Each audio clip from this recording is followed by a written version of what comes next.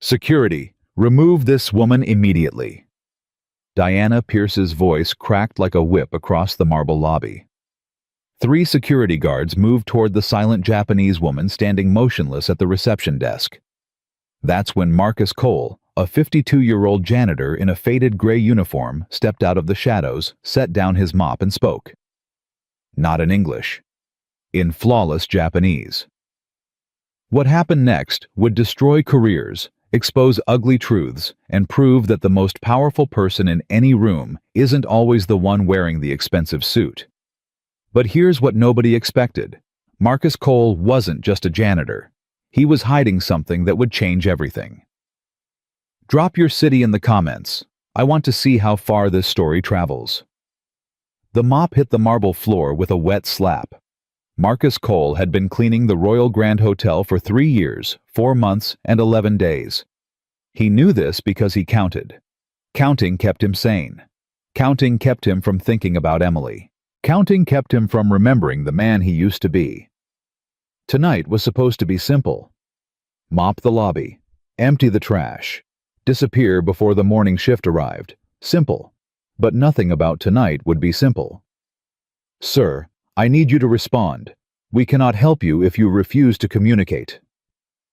Marcus paused mid-stroke. The voice belonged to Kevin, the night concierge, a kid barely out of college who thought a pressed shirt made him important. Ma'am, Kevin corrected himself, his face reddening. I apologize. Ma'am, please, we need you to speak. Marcus glanced toward the reception desk. A woman stood there. Japanese, maybe mid-40s, dressed in a charcoal coat that probably cost more than Marcus made in 6 months. Her posture was perfect. Her hands were folded. Her face revealed nothing. And she wasn't speaking. Not a single word. Try again, whispered another staff member. Maybe she doesn't understand.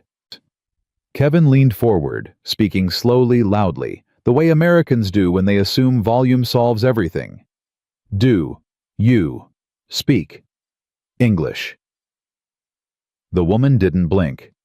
Marcus felt something twist in his chest. He'd seen that look before.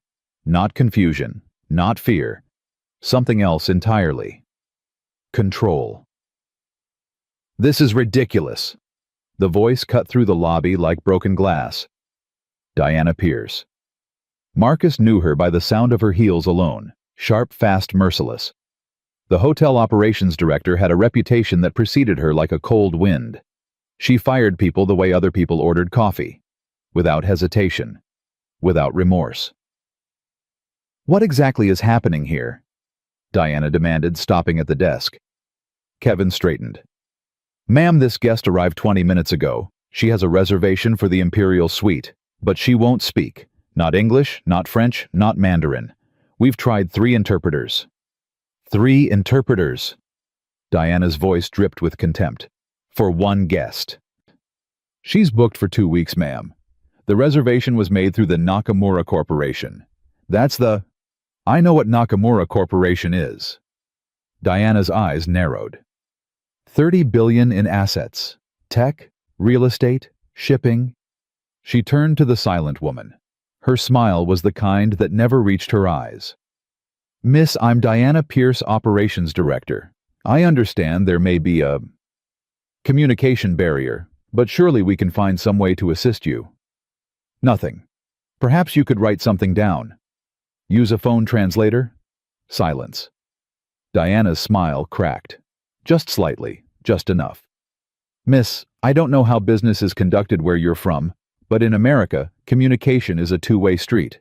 If you want service, you need to participate. The woman's eyes shifted. For the first time, she looked directly at Diana, and Marcus saw it.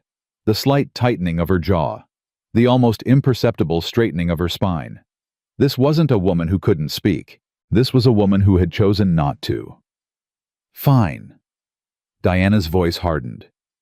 If you won't communicate, I'll have to assume you're either incapacitated or refusing service. Either way, we can't help you. She turned to the security guard hovering nearby. James, please escort this guest to the door. Ma'am. James looked uncertain. She's booked in the Imperial Suite. That's 15,000 a night.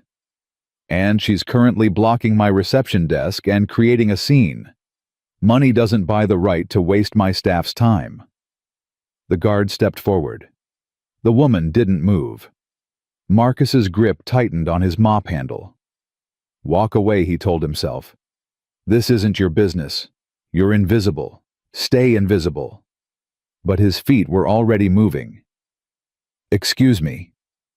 The words left his mouth before he could stop them. Diana spun around. Her eyes landed on Marcus like he was a stain on her perfect floor. Mr. Cole. She said his name the way people say cockroach. This doesn't concern maintenance. I know. Marcus's voice was steady, calm, the way it used to be when he stood before lecture halls. But I think I can help. Kevin snorted. You, the janitor. Marcus ignored him. He walked past the security guard, past the confused staff, and stopped 3 feet in front of the silent woman. He bowed. Not a nod, not a quick dip of the head. A proper bow 15 degrees, held for 2 full seconds, the kind that shows respect without subservience. Then he spoke. Shitsure shimasu. Ocha wa ikaga desu ka. Excuse me, would you care for some tea? The lobby went silent. Not quiet. Silent. The kind of silence that has weight. The woman's eyes widened. For 1 fraction of a second, her mask slipped, and underneath, Marcus saw surprise, recognition, relief. Anata wa... She paused. Nihongo ga jozu desu ne. You speak Japanese well. Marcus smiled faintly. Kyoto ni 8 nen sundemashita. Sukoshi sabite imasuga. I lived in Kyoto for 8 years. A little rusty, though. The woman's posture shifted.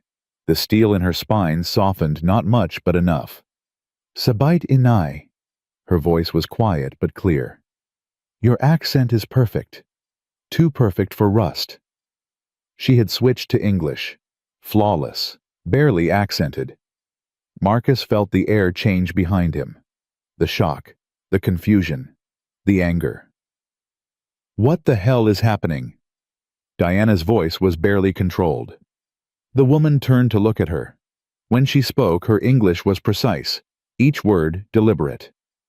What is happening, Ms. Pierce, is that your janitor has shown me more respect in 15 seconds than your entire staff has shown in 20 minutes. Diana's face went white, then red. That's you speak English. Fluently. Also French Mandarin and Korean. The woman's gaze was ice. I chose not to speak because I wanted to see how your establishment treats guests who don't perform on command. Kevin made a sound like he'd swallowed his tongue. I am Keiko Tanaka, the woman continued, CEO of Nakamura Corporation. I was considering this hotel as the venue for our annual Pacific Rim Summit. 300 executives, 4 days, an estimated $2 million in revenue. Diana opened her mouth. Nothing came out. Was, Keiko repeated. Past tense. She turned back to Marcus. Her expression softened just slightly. You offered me tea. I accept. Marcus nodded. The lounge is this way, Ms. Tanaka, if you'll follow me. Wait. Diana stepped forward, her voice cracking. Mr. Cole, you cannot. This is completely inappropriate. Your maintenance staff. You don't have authority to. He has my invitation. Keiko's voice cut through Diana's protest like a blade. That is all the authority he needs. She began walking. Marcus fell into step beside her. Behind them, Diana Pierce stood frozen in her own lobby, watching a janitor escort a billionaire to tea while her career crumbled in real time. The private lounge was empty at this hour. Marcus had cleaned it himself earlier that evening, polished the tables, arranged the chairs, made sure the space was perfect for guests who would never notice him. Now, he was the guest. Strange how life worked. Please sit. He gestured to a leather armchair. Keiko studied him as she sat. Her eyes were sharp, assessing the eyes of someone who had built an empire by reading people. "You're not what you appear to be," she said. It wasn't a question.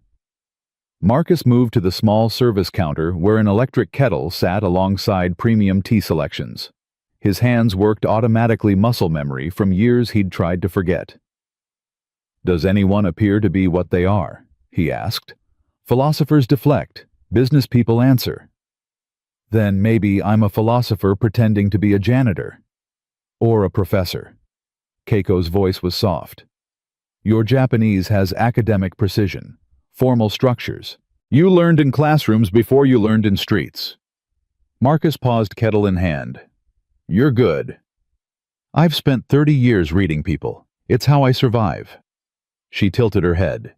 "What happened to you?" The question hit harder than it should have. Marcus set the kettle down carefully. "Life," he said. "Life happened." "That's not an answer." "It's the only one I have." Keiko was silent for a long moment.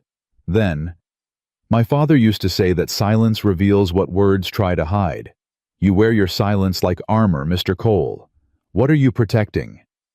Marcus turned to face her. For a moment, just a moment, he let the mask slip. "My daughter," he said quietly.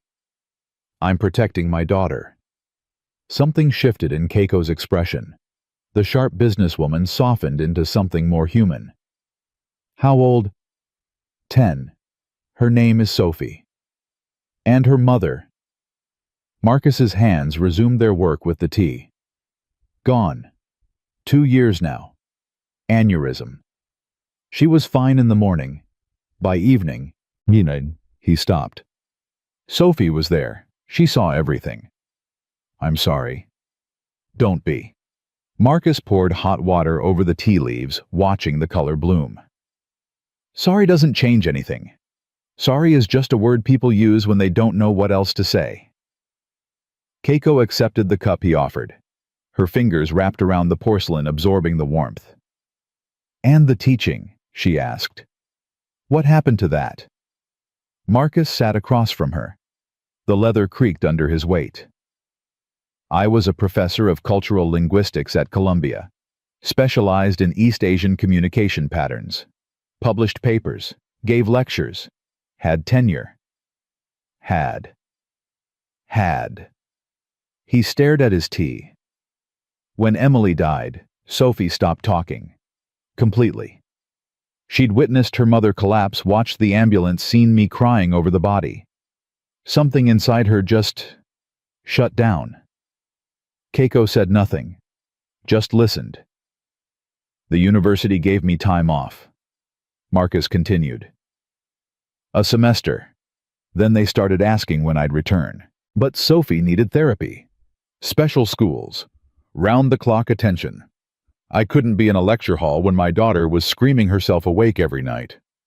"So you left?" "So I left. Sold everything. Cashed out my retirement. Paid for every specialist, every therapist, every program they recommended." He laughed bitterly. "You know what the funny thing is? None of it worked. None of the experts could help. Sophie just got quieter. And I got broker. The janitor job. Night shifts. It lets me be there when Sophie wakes up. Lets me take her to school, pick her up, help with homework." He shrugged. "It's honest work. Nobody asks me about my publications. Nobody expects me to be brilliant. I just mop floors and go home to my daughter." Keiko sipped her tea. Her eyes never left his face. "You gave up everything," she said quietly. "I gave up a title, a paycheck, a corner office with a nice view." Marcus shook his head. "Those aren't everything. Those aren't even close to everything. Most men wouldn't see it that way. Most men haven't watched their daughter disappear inside herself." The words hung in the air between them. Heavy. True. Keiko set down her cup. "Mr. Cole, do you know why I was silent tonight?" "I have a guess." "Tell me." Marcus considered. "Because you've spent your career being underestimated, being talked over, being dismissed because of your accent, your gender, your nationality. At some point, you realized that silence was a weapon, that if you stopped playing by their rules, you could see who was really worth dealing with. Keiko's eyebrows rose. That's more than a guess. I used to teach this. Communication isn't just about words. It's about power. Who speaks? Who listens? Who decides what's worth hearing? And tonight you tested them. You wanted to see if they would meet you where you were or demand you come to them. Marcus smiled thinly.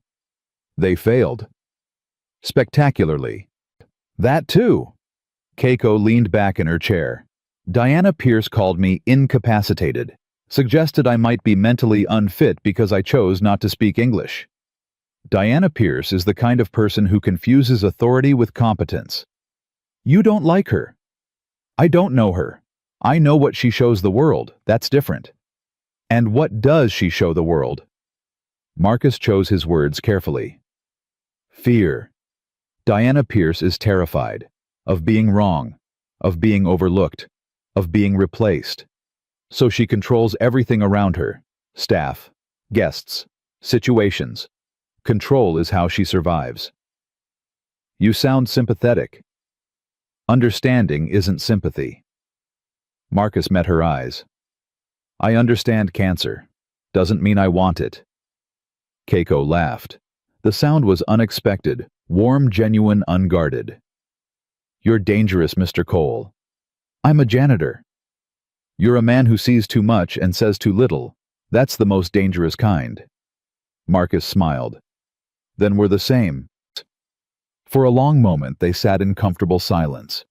Two people who had learned to wear masks, finally able to set them aside. Then Keiko spoke again. I want to offer you something. I'm not interested in charity. Good. Because I don't give charity. She leaned forward. I give opportunities. To people who deserve them. And you think I deserve one? I think you're wasted mopping floors. I think your daughter deserves a father who doesn't have to hide what he is. And I think you're too stubborn to accept help unless it looks like work. Marcus was quiet for a moment. What kind of opportunity? Come work for me. Cultural liaison, communication consultant, whatever title you want. Your job would be to do exactly what you did tonight, see what others miss. Bridge gaps that others don't even notice. You don't know me. I know enough. You know nothing about my qualifications, my references, I know that you bowed correctly before you spoke. I know that you used the formal structure for offering tea, the kind that suggests you learned it from a master, not a textbook. I know that you looked at Diana Pierce with understanding instead of contempt, even though she deserved contempt. I know that you mentioned your daughter before you mentioned yourself. Keiko's voice softened. And I know that you're still wearing your wedding ring, even though your wife has been gone for 2 years. That tells me everything I need to know about your character. Marcus looked down at his hand. The gold band caught the light. He'd never been able to take it off. I need to think about it, he said finally. Of course. Keiko pulled a card from her pocket and set it on the table. Simple. Elegant. Just a name and a number. No deadline. No pressure. But Marcus... He looked up. Your daughter needs to see you be more than invisible. She needs to see you be who you really are. Marcus's throat tightened. How do you know what my daughter needs? Keiko stood. Her eyes held something distant, some old pain that she rarely let surface. Because I was her once. A silent girl who watched her mother disappear, who stopped speaking because words felt like betrayal. She paused at the door. Someone finally saw me, finally listened without demanding I perform.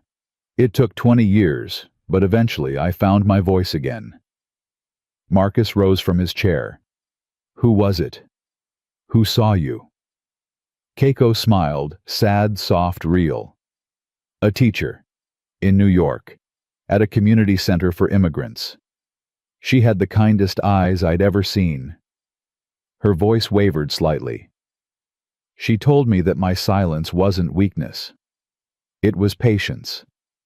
She said I was waiting for the right words, and when I found them, I would shake the world. Marcus felt something cold slide down his spine. This teacher, he said slowly. What was her name? Keiko tilted her head. Why do you ask? Please, just tell me. A pause. Emily, Keiko said. Her name was Emily Cole.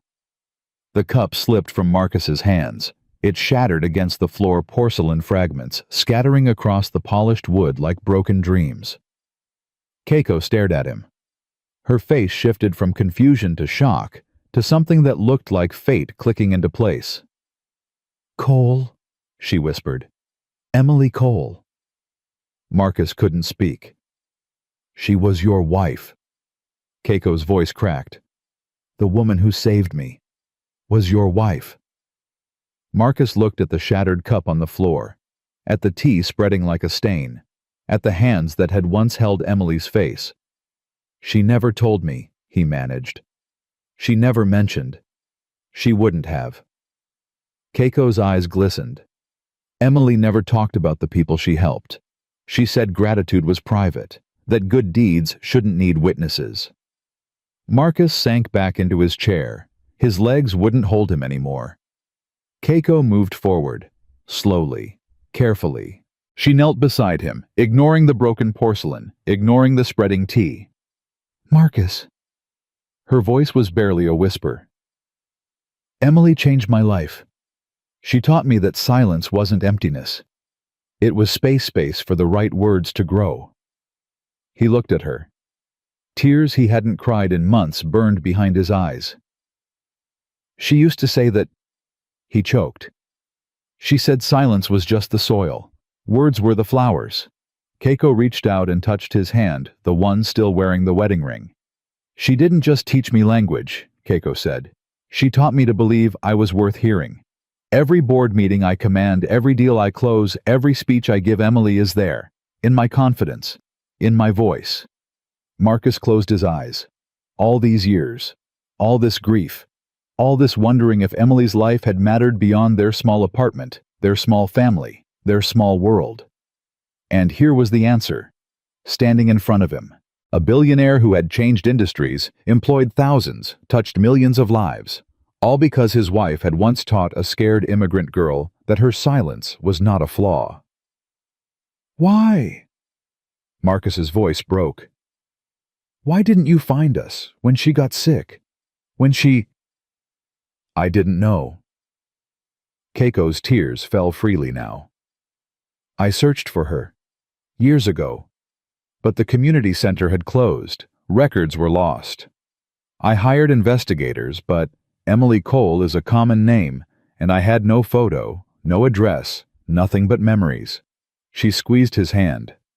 I've spent 10 years looking for a ghost, she whispered. And tonight in a hotel lobby, her husband offered me tea. Marcus broke. Not slowly, not gracefully. He broke the way men break, when they've held too much for too long in great heaving sobs that shook his entire body. And Keiko Tanaka, CEO of a $30 billion empire, knelt on a wet floor surrounded by broken porcelain and held him while he cried. Neither of them knew how long they stayed like that. Eventually, Marcus's breathing steadied. He pulled back, wiping his face with the back of his hand. I'm sorry, he muttered. That was human. Keiko's voice was firm. That was human. Don't apologize for it. She rose, extending her hand. Marcus took it.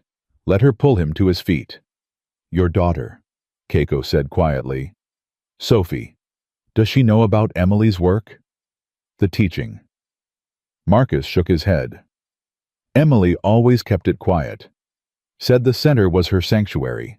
A place where she wasn't Professor Cole's wife. Just Emily. Sophie should know. Keiko's voice carried conviction. She should know that her mother touched lives she'll never even meet. That silence can be a gift, not a curse. That who Emily was didn't end when... She stopped. Couldn't finish. Marcus nodded. I know. I've just been so focused on surviving that I forgot to teach her how to live." Keiko handed him a handkerchief from her pocket. Silk. Probably worth more than his weekly pay. "Keep it," she said when he tried to return it. "Consider it the first gift from your wife's grateful student." Marcus looked at the delicate fabric, at the small embroidered lotus in the corner. "Emily loved lotus flowers," he whispered. "Said they were proof that beauty could grow from mud." "I know." Keiko smiled through her tears. "She told me, 20 years ago in a cramped classroom while I cried because someone had mocked my accent.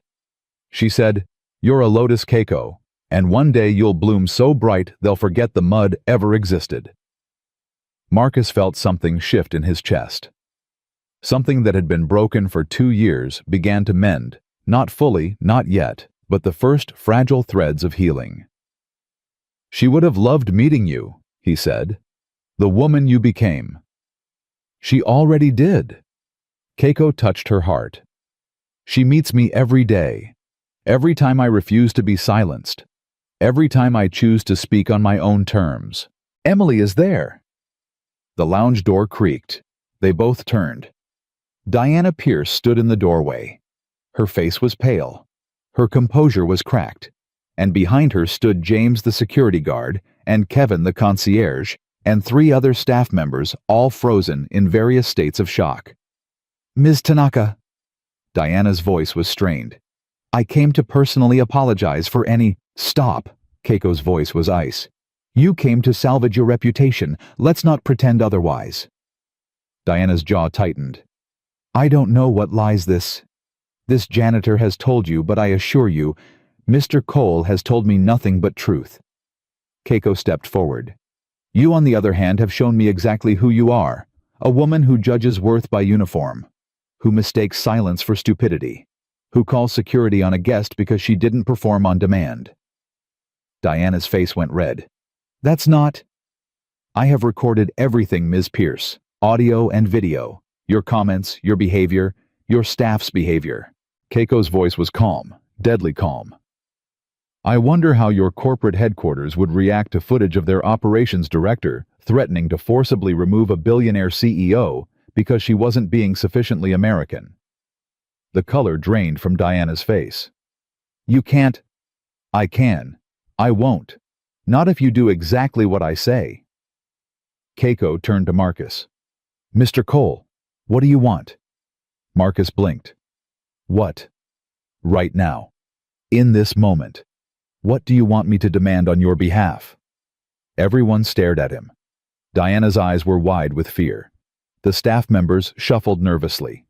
Kevin looked like he might faint. Marcus thought about it. He thought about the 3 years of scrubbing toilets and mopping floors. The dismissive glances. The way people looked through him like he didn't exist. He thought about Diana's sneer, Kevin's mockery, the 1,000 small cruelties of being invisible. Then he thought about Sophie, about Emily, about the man he used to be, and the man he still was, somewhere underneath the gray uniform. "Nothing," he said finally. Keiko raised an eyebrow. "Nothing. Nothing from them. They showed me who they are. That's enough." He looked at Diana. "I don't need revenge. I just need to go home to my daughter." Diana's mouth opened, closed. She had no idea what to do with someone who didn't want something from her. Keiko smiled, small, private, knowing. "Very well." She turned back to Diana. "You get to keep your job, Ms. Pierce, for now, but you will implement mandatory cultural sensitivity training for every staff member in this hotel. You will personally apologize to Mr. Cole in writing. And you will ensure that no employee is ever treated as less than human because of their position." Diana's voice was barely a whisper. "Yes, Ms. Tanaka." "Good." Keiko picked up her coat from the chair. "I'll be staying for my full reservation. 2 weeks in the Imperial Suite. But I will be requesting Mr. Cole as my personal concierge during that time. He's not trained for—" "Then train him." Keiko's voice left no room for argument. "By tomorrow." She walked toward the door, then paused beside Marcus. "I'll see you tomorrow, Mr. Cole. We have 20 years of stories to exchange." Marcus nodded. "Thank you, Ms. Tanaka." "Keiko." She smiled. "Emily's student. Call me Keiko." She walked out. The staff scattered like startled birds, leaving Marcus alone in the lounge with the broken teacup, the drying tea stain, and the first hope he'd felt in 2 years. He knelt down, started picking up the pieces, and as he held the broken porcelain in his calloused hands, he thought about Emily, about Sophie, about lotus flowers growing from mud. Tomorrow he would tell Sophie about the woman who came to the hotel, about the connection that spanned 20 years, about how her mother had changed a life without ever knowing it. Tomorrow everything would be different. But tonight, Marcus Cole cleaned up the mess and walked home through empty streets, his wife's memory burning bright in his chest for the first time since she'd died. Some things that are broken can be put back together. And some things were never really broken at all. They were just waiting for the right moment to become whole. The apartment was dark when Marcus turned his key in the lock. He stood in the doorway for a moment listening. The old radiator clicked and hummed. The refrigerator buzzed its familiar song. And somewhere in the back bedroom, Sophie's nightlight cast a pale blue glow under the door. She was still awake. Marcus set his keys on the counter and walked quietly down the hall. He pushed open her door and found her sitting up in bed clutching the worn stuffed rabbit that had belonged to Emily. "Hey, sweetheart." He sat on the edge of her mattress. "Why aren't you sleeping?" Sophie looked at him with those eyes, Emily's eyes, and said nothing. She hadn't spoken more than a handful of words a day since the funeral. Therapists called it selective mutism. Marcus called it grief wearing his daughter's face. "Something happened tonight," he said softly. "Something about Mom." Sophie's fingers tightened on the rabbit. "I met someone, a woman. She knew Mom Sophie, a long time ago before you were born, before Mom and I even got married." Sophie tilted her head, waiting. "Mom used to teach English at a community center. Did you know that?" A small shake of the head. "Neither did I. Not really. She never talked about it. But tonight, I found out she helped a young woman learn English. A woman who was scared and alone, and didn't think anyone would ever listen to her." Marcus reached out and brushed Sophie's hair back from her face. "That woman grew up to be very important, very successful, and she told me that Mom changed her life. That every time she speaks in front of thousands of people, every time she runs her company, she thinks about Mom." Sophie's eyes glistened. Mom touched people we never knew about Sophie. She made the world better in ways we're still discovering. His voice cracked. "She was more than we knew. So much more." Sophie leaned forward. Slowly, carefully, she pressed her forehead against Marcus's chest. He wrapped his arms around her and held on. They stayed like that for a long time. Father and daughter grieving and healing in the same breath. Finally, Sophie pulled back. She looked up at him with something new in her expression. Not hope exactly, but the possibility of hope. "Dad," she whispered. Marcus's heart stopped. She so rarely spoke. "Yeah, baby. Is the lady nice?" He smiled through the tears he didn't bother hiding. Yeah, she's nice."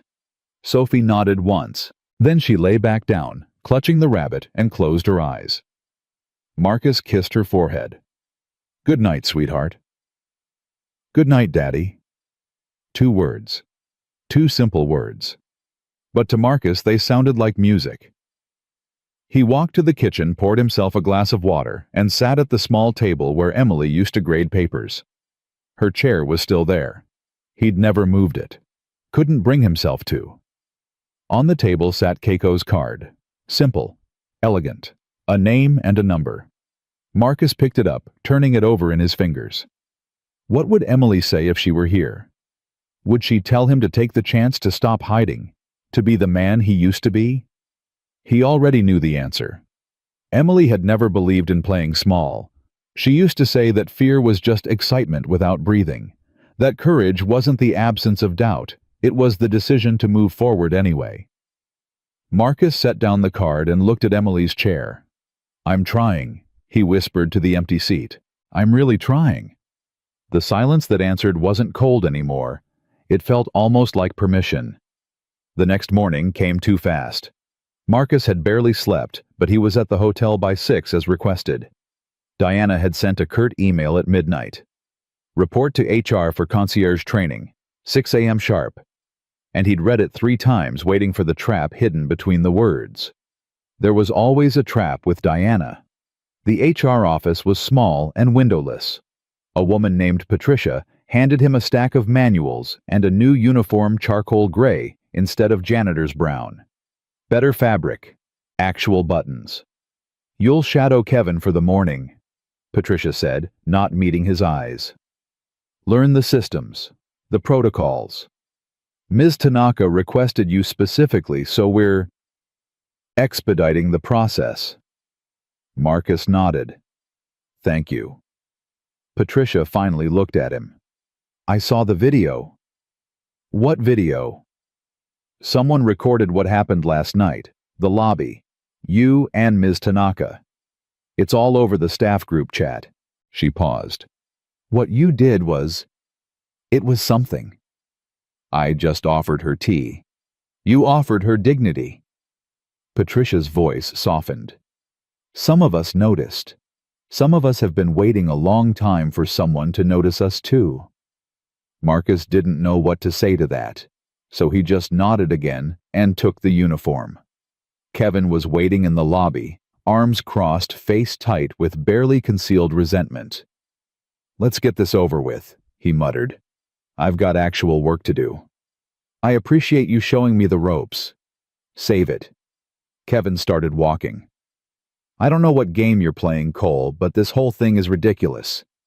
Yesterday you were cleaning toilets. Today you're concierge for a billionaire. That's not how the world works.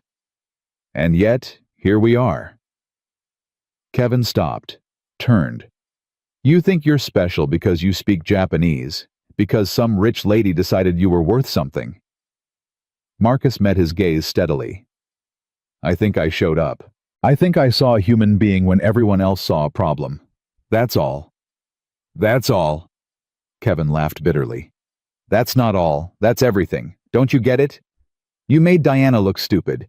You made all of us look stupid, and Diana doesn't forget. I didn't mean to. Doesn't matter what you meant. Matters what happened." Kevin leaned closer. "Watch your back, Cole. Diana's already planning something. I've seen that look before. Last guy who embarrassed her ended up fired for inventory discrepancies. Nobody could prove he committed." Marcus absorbed that. "Thanks for the warning. I'm not warning you. I'm telling you to stay away from me when it happens." Kevin straightened his jacket. "Now come on. I'll show you the reservation system." The morning passed in a blur of computer screens and procedures. Marcus learned the software, the protocols, the careful dance of luxury hospitality. It wasn't complicated, just detailed, and after years of academic work, detail was something he could handle. At 11, his phone buzzed. A text from an unknown number. "Tea in the private lounge. Noon. Bring stories about Emily K." Marcus smiled despite himself. Keiko was waiting when he arrived. She wore a silk blouse and tailored slacks, but her feet were bare on the lounge carpet. "I hope you don't mind," she said, gesturing to her shoes, set neatly by the door. "Old habit. My grandmother always said important conversations require contact with the ground." Emily used to take her shoes off when she graded papers. Marcus sat across from her. Said she couldn't think clearly with her feet trapped. Keiko smiled. "Tell me about her. Not the wife, not the mother. The woman you fell in love with." Marcus leaned back. "We met at a coffee shop. I was finishing my dissertation. She was studying for her teaching certification. We both reached for the same newspaper, the crossword section." "Who won?" "Neither. We ended up sharing it. Took us 3 hours to finish a puzzle that should have taken 20 minutes because we kept arguing about the answers." "Was she right?" Usually. Marcus laughed softly. Emily was almost always right. She just let me figure it out myself instead of telling me. Keiko nodded. She was like that with me too. I remember struggling with prepositions on in at. English makes no sense with prepositions. She never corrected me directly. She'd just use the right one in her response naturally until I heard the difference. That was her gift, making you feel like you'd discovered something yourself when she'd been guiding you the whole time. A teacher's gift. The best kind. They sat in comfortable silence for a moment. Then Keiko spoke again. I've thought about what you told me last night. About Sophie. About her silence. Marcus tensed slightly. What about it? I want to meet her. Keiko, she's 10. She's fragile. She doesn't... I'm not asking to fix her. Keiko's voice was gentle but firm. I'm asking to show her something. To let her see that silence doesn't mean broken. That the little girl her mother helped became someone who shakes boardrooms without raising her voice. Marcus considered. Why does this matter to you?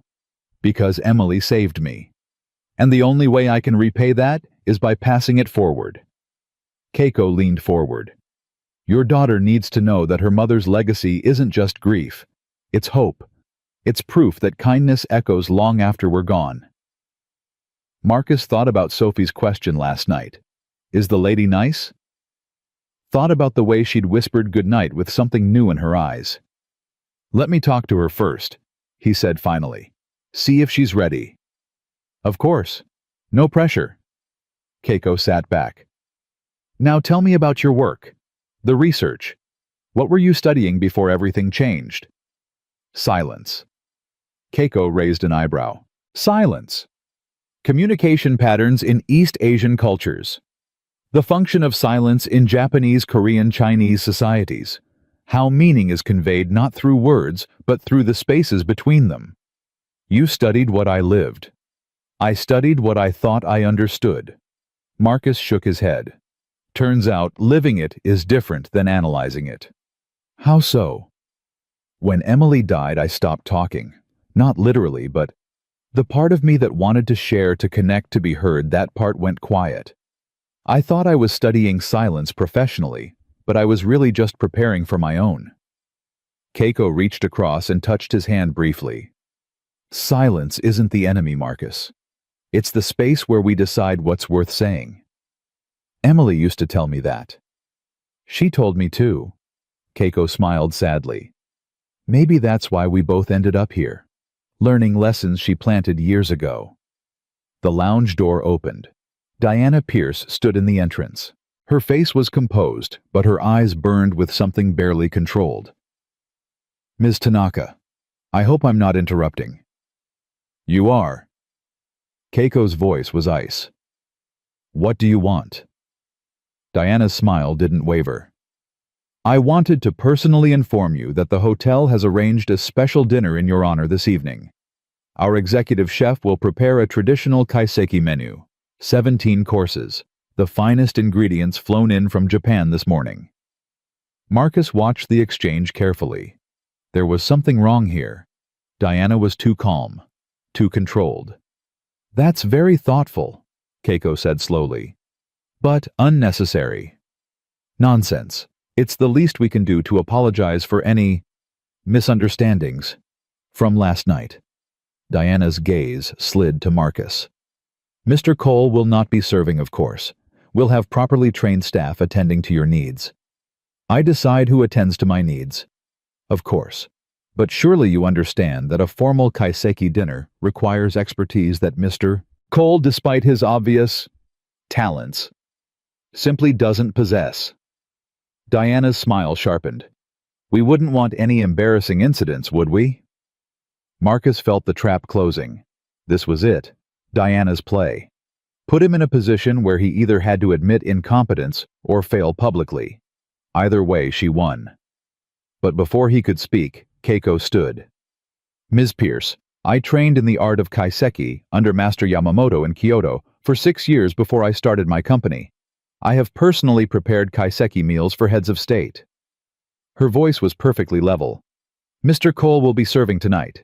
If there are any embarrassing incidents, I assure you they won't come from him. Diana's composure cracked. Just a fraction. Just enough. Of course. As you wish. She backed toward the door. Dinner is at 7.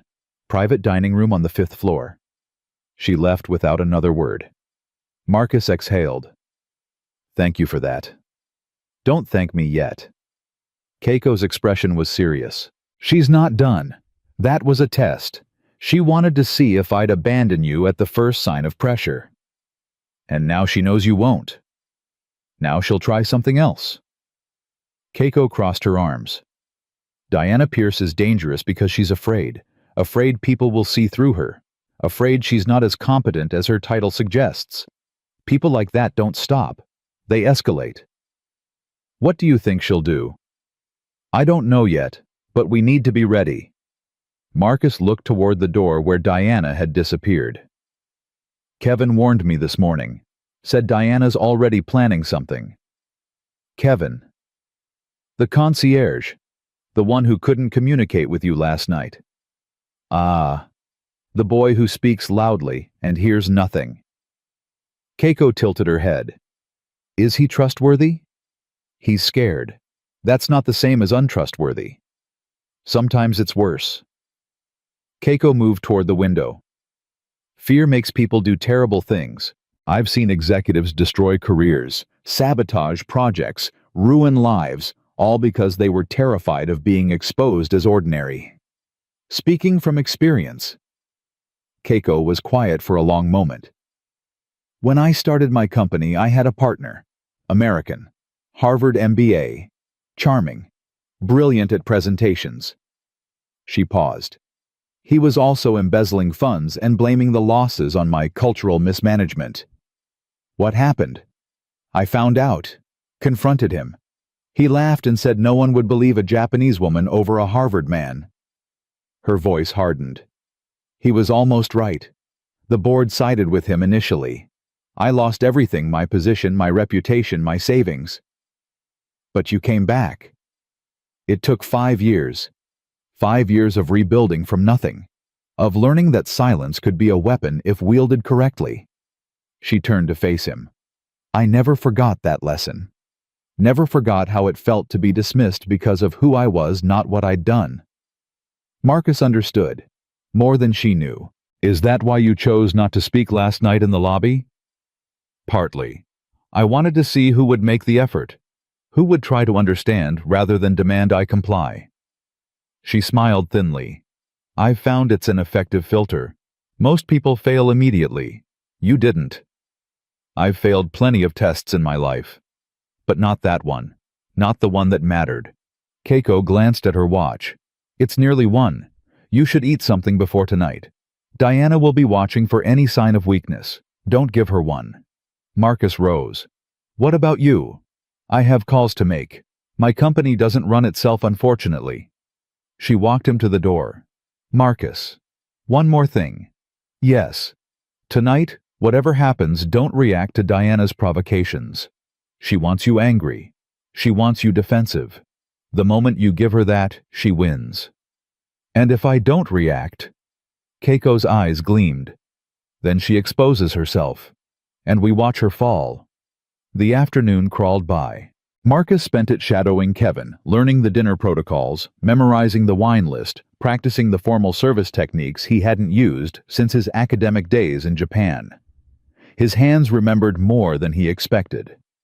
The precise angles, the careful movements, the art of being present without being obtrusive. By 5 o'clock his feet ached and his brain was full. He found a quiet corner and called Sophie's after-school program. Mr. Cole. The supervisor sounded surprised. Sophie's right here. Do you want to talk to her? Please. A rustling. Then Sophie's breathing on the line. She rarely spoke on phones. Hey, sweetheart. I have to work late tonight. Mrs. Patterson next door is going to pick you up and make you dinner, okay? Silence. Sophie, you there? A small voice. Is it the lady? The nice one? Marcus smiled. Yeah, I'm helping her with something important. Okay. A pause. Dad. Yeah. Tell her thank you. For remembering Mom. Marcus's throat tightened. I will, sweetheart. I'll tell her. Love you, Daddy. Love you too. So much. He hung up and stood there for a moment, phone pressed against his chest. This was why he'd given up everything. This voice. This tiny human who trusted him completely. He would mop 1,000 floors, endure 1,000 Dianas, if it meant Sophie could grow up believing the world was good. He checked his watch. 6:15. Time to face whatever Diana had planned. The private dining room was exquisite, all clean lines and soft lighting. A long table set for one. Keiko would dine alone, as was traditional for such formal meals with staff attending to each course. Marcus stood by the service entrance watching the kitchen prepare. The head chef was a man named Bernard, temperamental, brilliant, and currently sweating through his whites as he orchestrated 17 courses of Japanese haute cuisine. This is impossible, Bernard muttered, not for the first time. Kaiseki is supposed to be intimate, personal, not a performance for some hotel politics. Then make it intimate, Marcus said quietly. Bernard looked at him. What do you know about it? I know that kaiseki isn't about the food. It's about the moment, the season, the feeling you want the guest to experience. Marcus moved closer. What season is it? Late autumn. Then the meal should feel like late autumn. The quiet before winter, the last warmth, the beauty of things ending. Bernard stared at him. You're the janitor, right? The one who speaks Japanese. I'm the guy who's serving tonight. Jesus. Bernard shook his head. Fine. You want late autumn, I can do late autumn. But if that Pierce woman interferes one more time, she won't. Not in the kitchen. How do you know? Because the kitchen isn't where she'll strike. 7 o'clock. Keiko entered the dining room in a black kimono-inspired dress. Simple. Elegant. A small lotus pin on her collar. Emily's favorite flower. Marcus bowed as she sat. Mr. Cole. Her voice was formal, but her eyes smiled. Thank you for attending to me this evening. It's my honor, Ms. Tanaka. The first course arrived. A single perfect persimmon sliced thin, arranged to look like fallen leaves. Marcus served it with the precision he'd learned in Kyoto, placing the dish at the correct angle, stepping back 3 paces, waiting. Keiko lifted her chopsticks, tasted. Beautiful, she murmured. Bernard has outdone himself. The meal proceeded flawlessly. Course after course, each more intricate than the last. Marcus found his rhythm, the quiet movements, the careful timing, the art of being necessary without being noticed. By the 8th course, he'd almost forgotten about Diana. That was his mistake. The door opened without warning. Diana Pierce swept in, followed by 2 men in expensive suits and a woman with a tablet. Ms. Tanaka. Diana's voice was honey over broken glass. I'm so sorry to interrupt, but these gentlemen are from Yamamoto Industries. They flew in from Tokyo specifically to meet with you. Keiko's face didn't change, but Marcus saw her fingers tighten on her chopsticks. I'm afraid that's impossible, one of the men said in accented English. We have no meeting scheduled. Oh. Diana's smile widened. How strange. Our records show a confirmed appointment. 7:30. I assumed you knew. Marcus watched the scene unfold. Diana hadn't arranged this meeting. She'd simply found out about these executives being in the city and ambushed the dinner, hoping to catch Keiko off guard, to make her look unprepared, unprofessional. It was brilliant and cruel. Keiko set down her chopsticks. Gentlemen, please forgive the confusion. I was not informed of your arrival. However, since you're here, perhaps you'd like to join me. I'm sure the chef can accommodate 3 more guests. The executives exchanged glances. We don't wish to impose. You're not imposing. You're honoring me with your presence. Keiko gestured to the empty chairs. Please, sit. The men hesitated, then sat. Diana's smile faltered. This wasn't how it was supposed to go. Keiko was supposed to be flustered, embarrassed, not calmly welcoming unexpected guests like she'd planned it all along. "Mr. Cole," Keiko's voice was serene. "Would you please inform the kitchen that we'll need additional settings? And perhaps ask Bernard to extend the menu by 3 courses. I want our guests to experience the full journey." Marcus bowed. "Of course, Ms. Tanaka." He walked toward the kitchen, passing Diana on his way. She grabbed his arm. "Don't think this changes anything," she hissed. "I know what you are." "And what's that?" "A pretender, playing above your station." Her nails dug into his sleeve. "This won't last. None of it will last." Marcus looked at her hand, then at her face. "Let go of me, Miss Pierce." "Or what?" "Or nothing." His voice was calm. "I don't need to threaten you. I don't need to fight you. I just need to do my job. The rest will take care of itself." He pulled his arm free and walked away. Behind him, Diana's face twisted with something beyond anger. Something broken and desperate and dangerous. The dinner resumed. Marcus served the additional guests with the same precision, the same care. Keiko conducted business conversations in flawless Japanese, charming the executives with her knowledge, her humor, her absolute command of every situation. By 11, the Yamamoto executives were laughing like old friends. They'd agreed to 3 preliminary partnerships. Diana's ambush had become Keiko's triumph. As the guests departed, one of them turned to Marcus. "Your service tonight was exceptional," he said in Japanese. "I've dined in the finest restaurants in Tokyo. You would be welcome in any of them." Marcus bowed. "You honor me." The executive smiled. "No, you honor the art." When everyone had gone, Keiko sat alone at the long table. She looked tired for the first time since Marcus had met her. "That was exhausting," she admitted. "You were incredible." "I was performing." She rubbed her temples. Every smile, every laugh, calculated, strategic. "I've been doing it so long sometimes I forget what genuine feels like." Marcus sat across from her, something he never would have done an hour ago. But something had shifted between them. Some wall had come down. "Was any of it real?" he asked. "The business, no. The partnership's marginally useful." She looked at him. "But this conversation right now? Yes. This is real." "How do you know the difference?" "Because I'm too tired to pretend." She smiled weakly. "Emily used to ask me that same question. How do you know what's real?" And I always gave her some philosophical answer, some careful deflection. "What's the real answer?" Keiko was quiet for a moment. "The real answer is that I don't.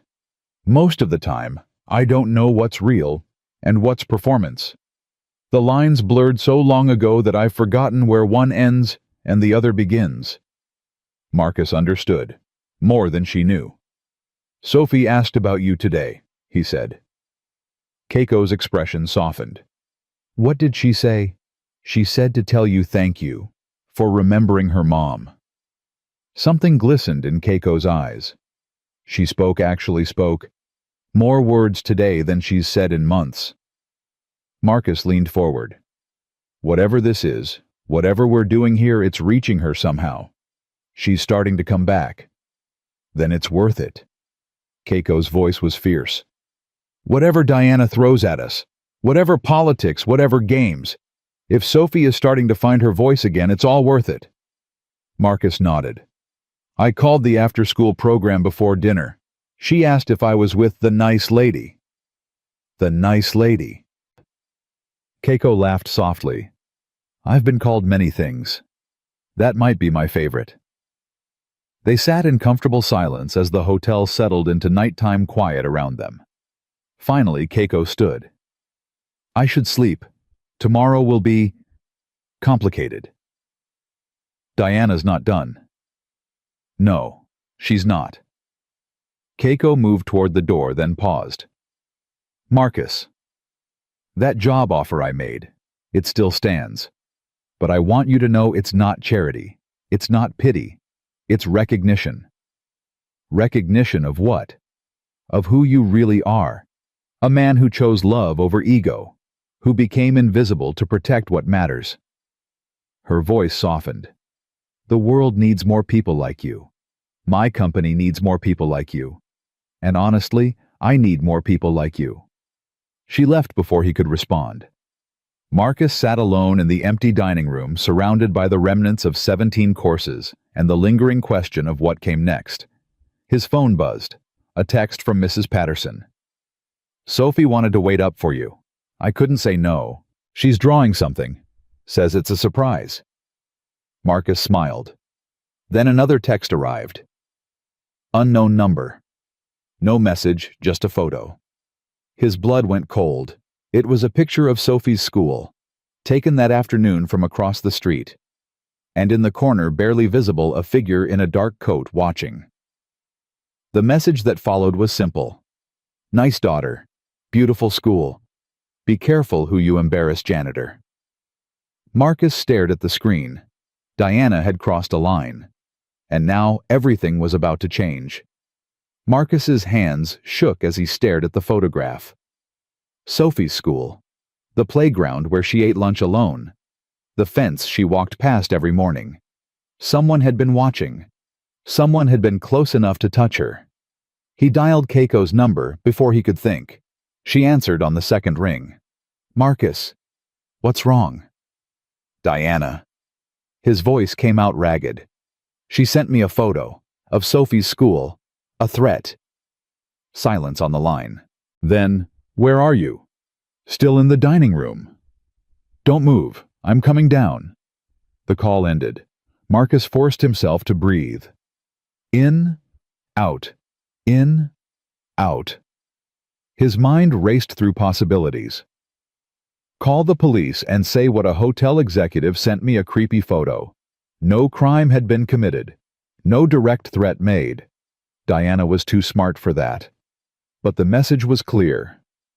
Back off, or your daughter pays. Keiko arrived in minutes, still wearing her dinner dress, her bare feet silent on the carpet. Show me.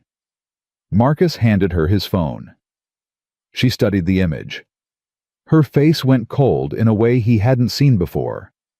Not the controlled corporate mask, but something deeper, darker. This wasn't Diana, Keiko said quietly. What? Diana is petty, vindictive, but she's not stupid. Keiko zoomed in on the photo. This was taken by someone who wanted to be seen. Look the angle, the framing. It's designed to frighten, not to spy. Then who? Someone working with her. Someone who does her dirty work so her hands stay clean. Keiko looked up. Does Diana have any particular allies on staff? Anyone loyal enough to do something like this? Marcus thought. Kevin mentioned she has people. I don't know who specifically. We need to find out.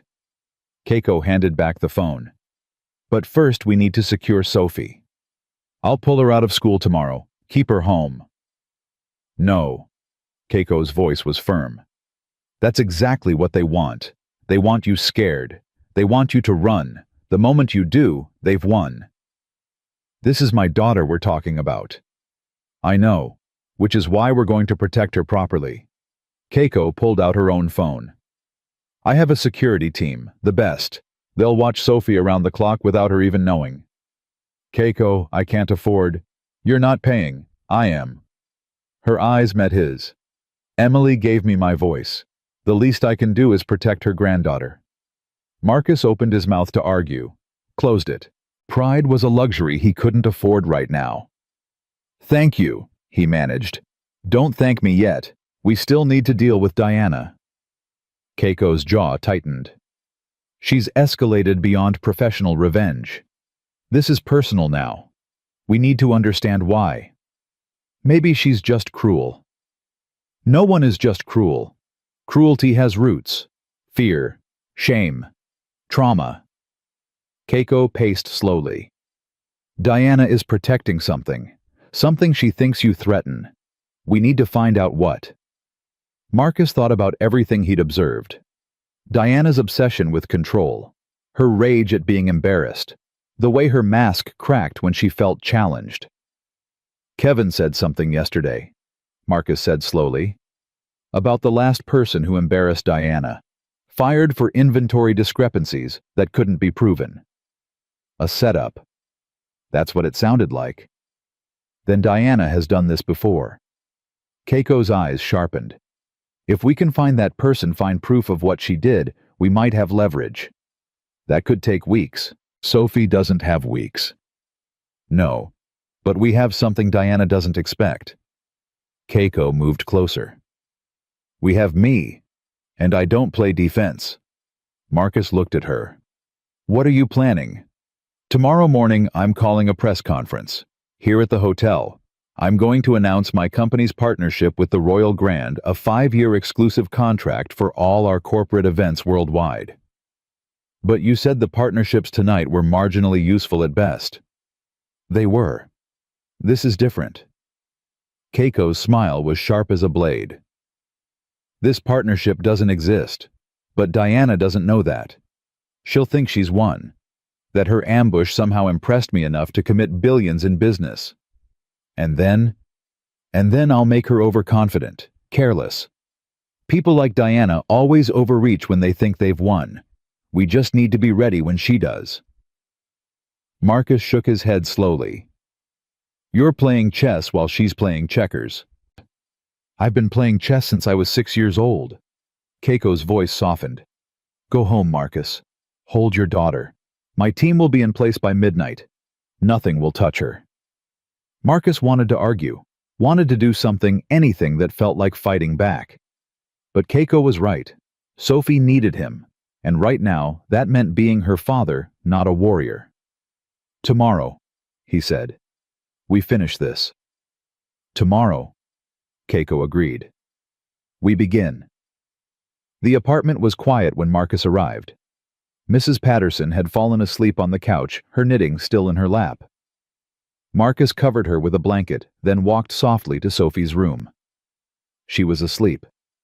The stuffed rabbit tucked under her chin. A piece of paper clutched in her hand. Marcus gently pulled the paper free. It was a drawing. 3 figures holding hands.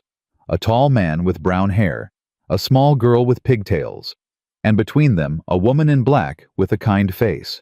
Underneath, in Sophie's careful handwriting, Dad, me, and the nice lady. Marcus sank into the chair beside her bed. Tears burned his eyes. His daughter was healing, opening up, reaching toward the light after 2 years of darkness, and someone was trying to destroy that. He thought about Emily, about what she would say, what she would do.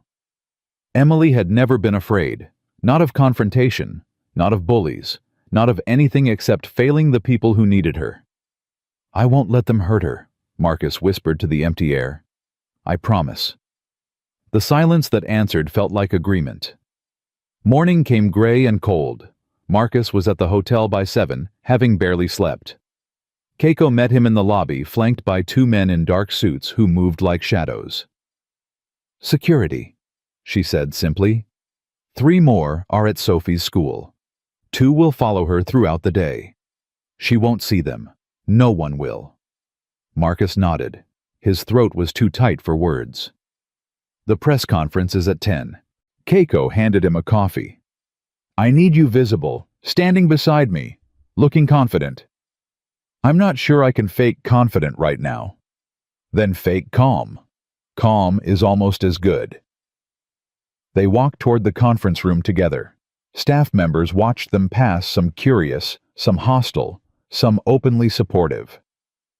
Word had spread about last night, about Diana's ambush, about Keiko's triumph, about Marcus serving 17 courses like he'd been born to it. Marcus. Kevin intercepted them near the elevator. His face was pale. I need to talk to you. Keiko's security moved forward, but Marcus held up a hand. It's okay. Give us a minute. Kevin pulled him aside. His voice was barely a whisper. I know about the photo. Marcus went still. What do you know? I know James took it, the security guard. Diana asked him to follow your daughter yesterday. Kevin's hands were shaking. I didn't know what they were planning, I swear. But this morning, James was bragging about it in the break room. Said Diana promised him a promotion if he kept you in line.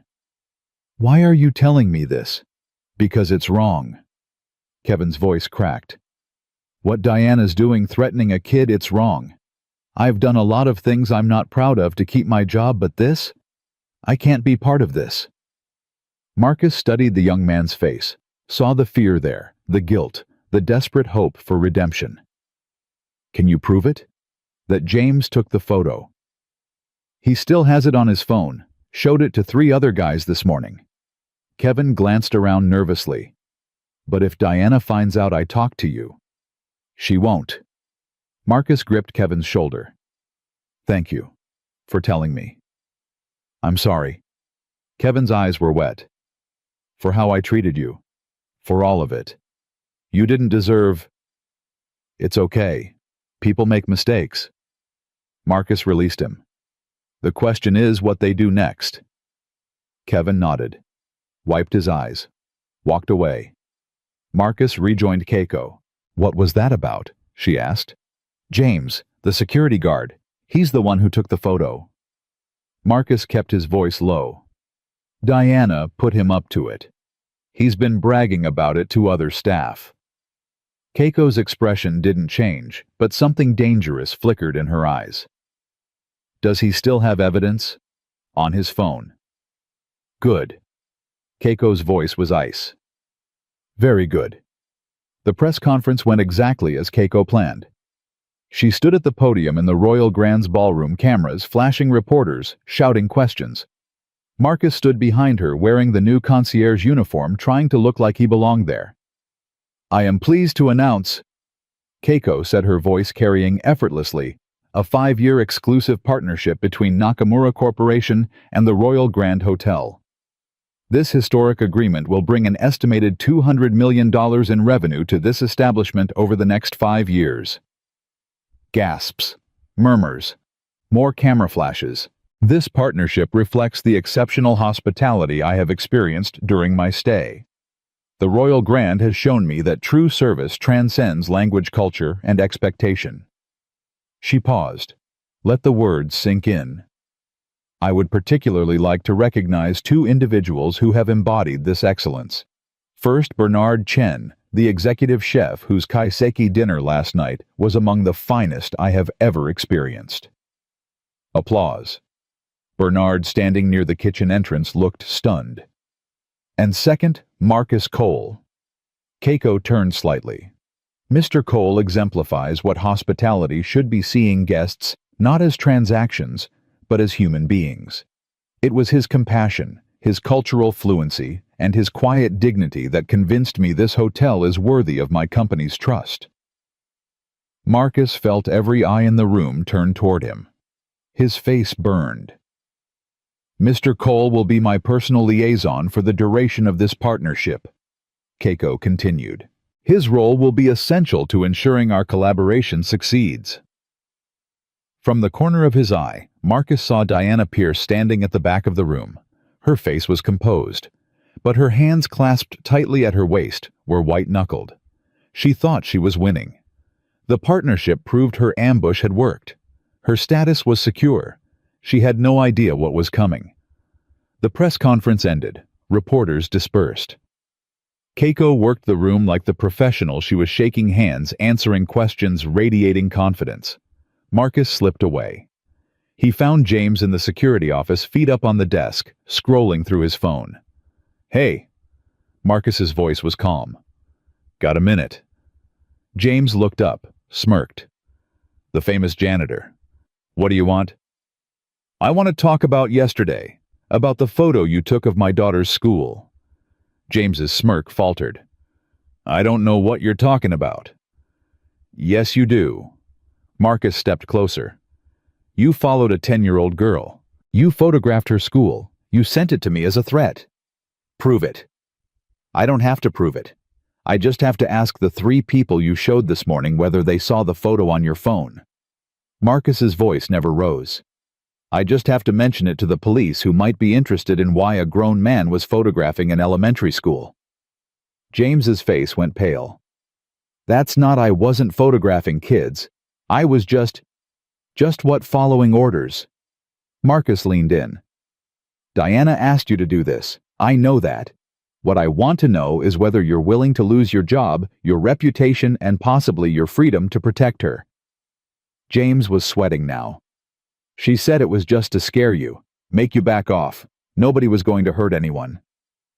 My daughter had nightmares for 6 months after her mother died. She's just starting to heal, just starting to speak again. Marcus's voice dropped. And you put fear back into her world. For what a promotion. James couldn't meet his eyes. I didn't think... No, you didn't. Marcus straightened. Here's what's going to happen. You're going to delete that photo. You're going to tell Diana you won't do her dirty work anymore. And you're going to pray I don't decide to press charges. And if I don't, then I'll make sure everyone knows what you did. Every staff member, every guest, every reporter who was in that ballroom 20 minutes ago. Marcus's voice hardened. The janitor who spoke Japanese is a feel-good story. The security guard who stalked a child is a career-ending scandal. Your choice. James stared at him for a long moment. Then slowly he pulled out his phone. Deleted the photo. Deleted the message thread. We're done, James muttered. Tell your billionaire friend to leave me alone. That depends entirely on you. Marcus turned toward the door. Stay away from my daughter. Stay away from me. And maybe this ends here. He walked out. In the hallway, Keiko was waiting. That was impressive, she said quietly. I expected you to hit him. I thought about it. What stopped you? Emily. Marcus exhaled slowly. She always said violence was just fear with fists. I'm done being afraid. Keiko nodded. Then you're ready for what comes next. What comes next? Diana. Keiko's eyes glittered. She just asked to meet with me, privately, in 30 minutes. She's going to try to take credit for the partnership. Obviously, but that's not what interests me. Keiko started walking. She's also going to try to eliminate you. She can't stand that you're part of this success. She'll frame it as concern for the hotel's image, but really she just wants you gone. And you're going to let her make that argument? I'm going to let her hang herself. Keiko smiled coldly. Sometimes the best weapon is simply rope and patience. The meeting took place in Diana's office. Marcus stood in the corner invisible again, but this time by choice. He watched as Diana welcomed Keiko with a smile that never reached her eyes. Ms. Tanaka, thank you for making time. Diana gestured to a leather chair. I know how busy you must be. I have a few minutes. Keiko sat with the elegance of a woman who owned rooms she entered. What did you want to discuss? The partnership, of course. I wanted to personally express how grateful we are for your trust. Diana's voice dripped with manufactured sincerity. This arrangement will transform the Royal Grand's position in the luxury market. I'm glad you're pleased. More than pleased, honored. Diana leaned forward. Which is why I want to discuss some refinements to the arrangement. Refinements. The liaison role you announced, Mr. Cole. Diana's smile tightened. With respect, I'm not sure he's the appropriate choice for such a high-profile position. And why is that? His background is irregular. A former academic who couldn't maintain his position. A maintenance worker with no hospitality experience. He's a lovely story, Ms. Tanaka, but stories don't run partnerships. Diana spread her hands. I have several highly qualified candidates who would better serve your needs. Keiko was quiet for a moment. I see. And this concern has nothing to do with the incident in the lobby or the dinner last night. Of course not. This is purely professional. Professional. Keiko repeated the word slowly. Like the photo someone took of Mr. Cole's daughter's school yesterday. Diana's composure cracked. I don't know what you're talking about. Really? Because James, your security guard, was quite talkative this morning, after some encouragement. The color drained from Diana's face. Whatever James said, he said you instructed him to follow a 10-year-old girl, to photograph her school, to send it to her father as intimidation. Keiko's voice never rose, but it cut like a scalpel. He said you promised him a promotion in exchange for threatening a child. That's a lie. James is unreliable. He's been disciplined multiple times. I have the original photo, Diana, with metadata that traces it to James's phone. I have text messages between James and you discussing the janitor problem.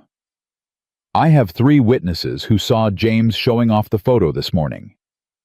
Diana's mouth opened, closed. Her mask had shattered completely now, revealing the desperation underneath. Ms. Tanaka, please. This is all a misunderstanding. I never intended. What you intended doesn't matter. What you did matters. Keiko stood. You threatened a child, a grieving child who just started speaking again after 2 years of trauma.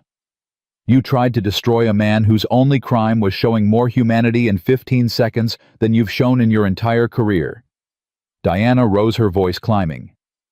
He's a janitor. He's nobody. He doesn't belong.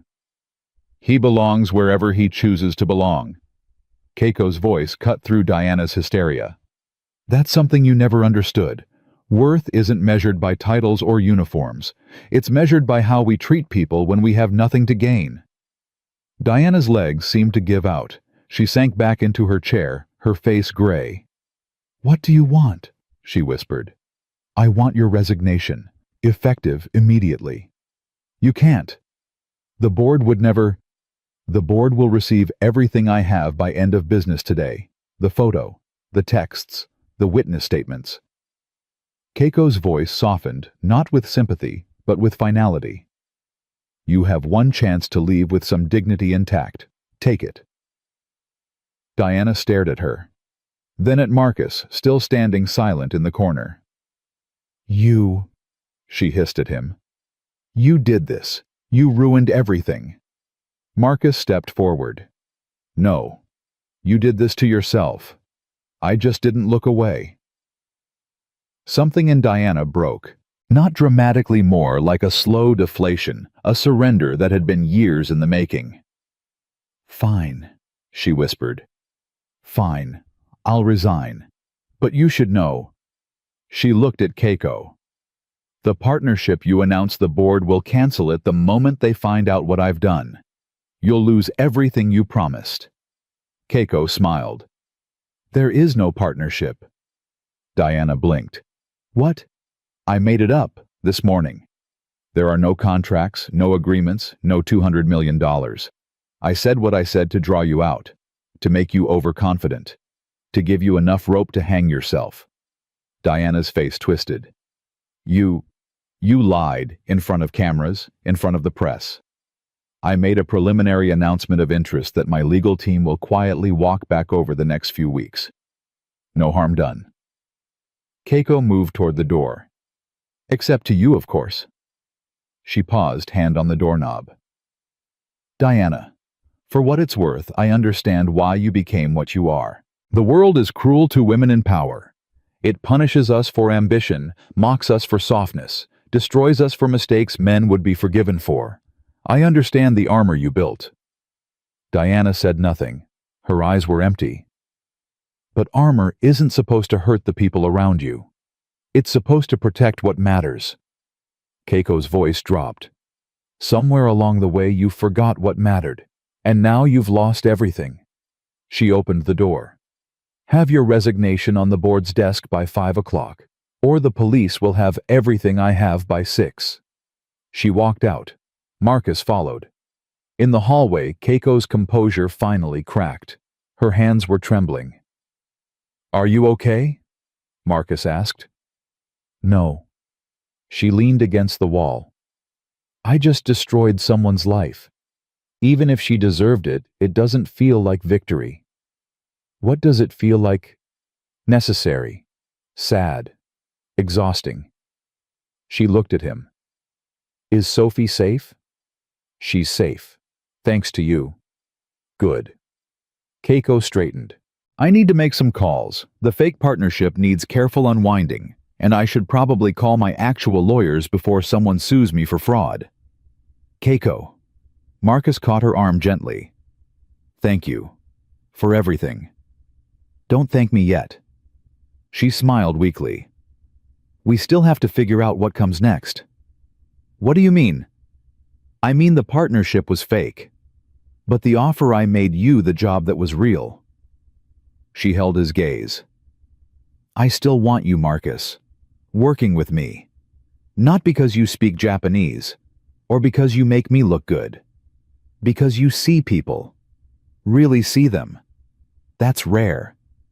That's valuable. And honestly, I could use someone in my life who doesn't want anything from me, except my genuine self.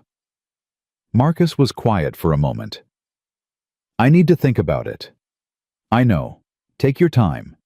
She started walking. But Marcus, whatever you decide, know that you've already changed things. Here. In this hotel. In my life. She looked back over her shoulder. Your wife would be proud. She disappeared around the corner. Marcus stood alone in the hallway, surrounded by the echoes of everything that had just happened. His phone buzzed. A text from Mrs. Patterson. Sophie had a good day at school. She talked to 2 different children at recess, and she asked if the nice lady could come for dinner. Marcus smiled through the tears building behind his eyes. Then another text came. From an unknown number. But this time it wasn't a threat. It was a photo of Sophie standing in the playground, laughing at something off camera. And underneath, she looks just like her mother. K. Marcus stared at the image for a long time. His daughter was laughing.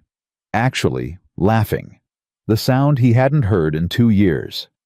And somewhere in the hotel above him, a woman who had been a stranger 3 days ago was fighting battles on his behalf. Emily would have loved her. The thought came unbidden, but it felt true. Emily would have seen the fierce, wounded, brilliant soul underneath Keiko's armor. Would have recognized a kindred spirit. Marcus put his phone away and walked toward the exit. He had a daughter to pick up, a dinner to cook, a future to figure out. But for the first time in 2 years, the future didn't feel like something to survive.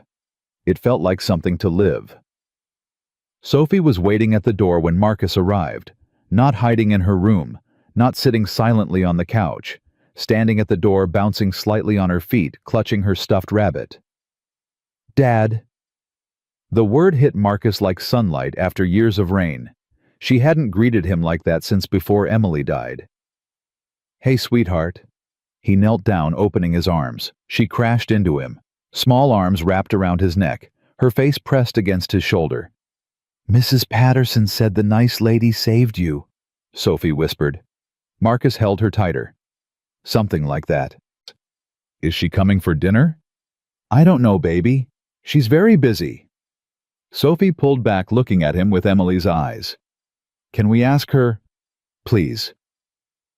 Marcus thought about Keiko, about everything she'd done, about the exhaustion in her voice when she'd said destroying Diana didn't feel like victory. I'll call her, he said. Sophie's face lit up. Really? Really? He pulled out his phone, hesitated. What was he supposed to say? Hey, I know you just ended a woman's career and unwound a fake $200 million partnership, but my 10-year-old wants you to come eat spaghetti. He texted instead.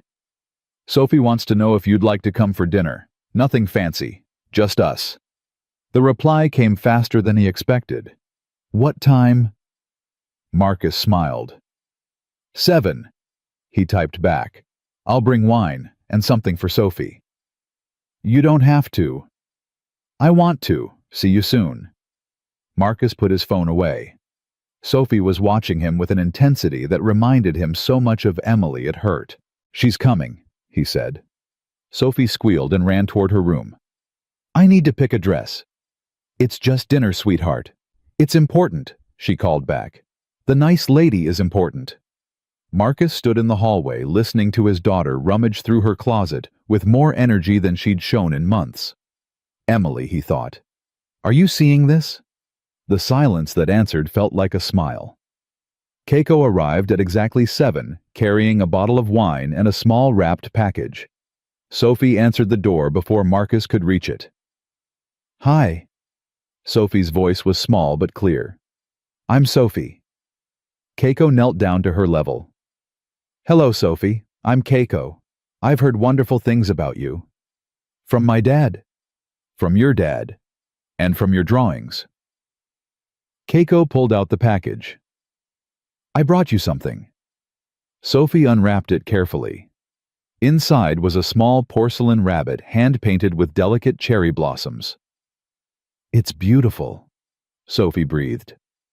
It's from Japan. My grandmother gave me one just like it when I was your age. Keiko's voice softened. She told me rabbits are symbols of hope. They jump toward the moon even when it seems impossible to reach. Sophie looked up. My mom loved the moon. I know. She told me once. Sophie's eyes widened. You knew my mom. Marcus stepped forward. Sophie, remember I told you about the nice lady, about how Mom helped her a long time ago? This is her. Sophie stared at Keiko with new wonder. You're the one Mom taught. Yes. Keiko's voice was thick. Your mother changed my life. She taught me that being quiet wasn't the same as being weak, that I had a voice worth hearing even when others couldn't hear it yet. Sophie clutched the porcelain rabbit to her chest. I'm quiet too. I know. Does that mean I'm not weak? Keiko reached out and gently touched Sophie's cheek. It means you're strong. The strongest people I know are the ones who choose their words carefully, who wait until they have something worth saying. Sophie's lower lip trembled.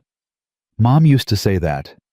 She said it to me too, many times. Keiko smiled through her own tears. Your mother was the wisest person I ever met.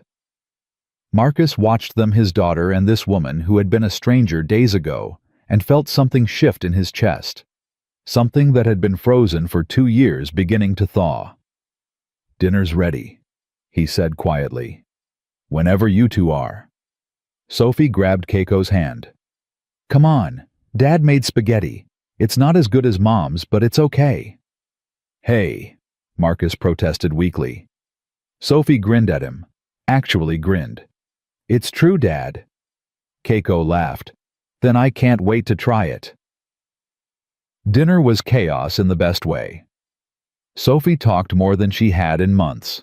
About school, about her friend Maya who shared her lunch, about the rabbit in the classroom that she was allowed to feed sometimes, about the book she was reading. It's about a girl who doesn't talk, Dad, and everyone thinks she's weird, but really she's just thinking really hard.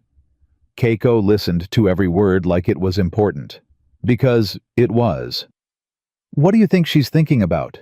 Keiko asked. The girl in the book. Sophie considered.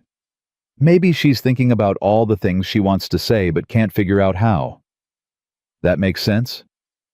Or maybe she's thinking about the people who aren't there anymore. Sophie's voice dropped. Sometimes I think about Mom so hard that I forget to talk. Marcus's throat tightened. Keiko reached across the table and squeezed Sophie's hand. I used to do that too, when I missed my grandmother.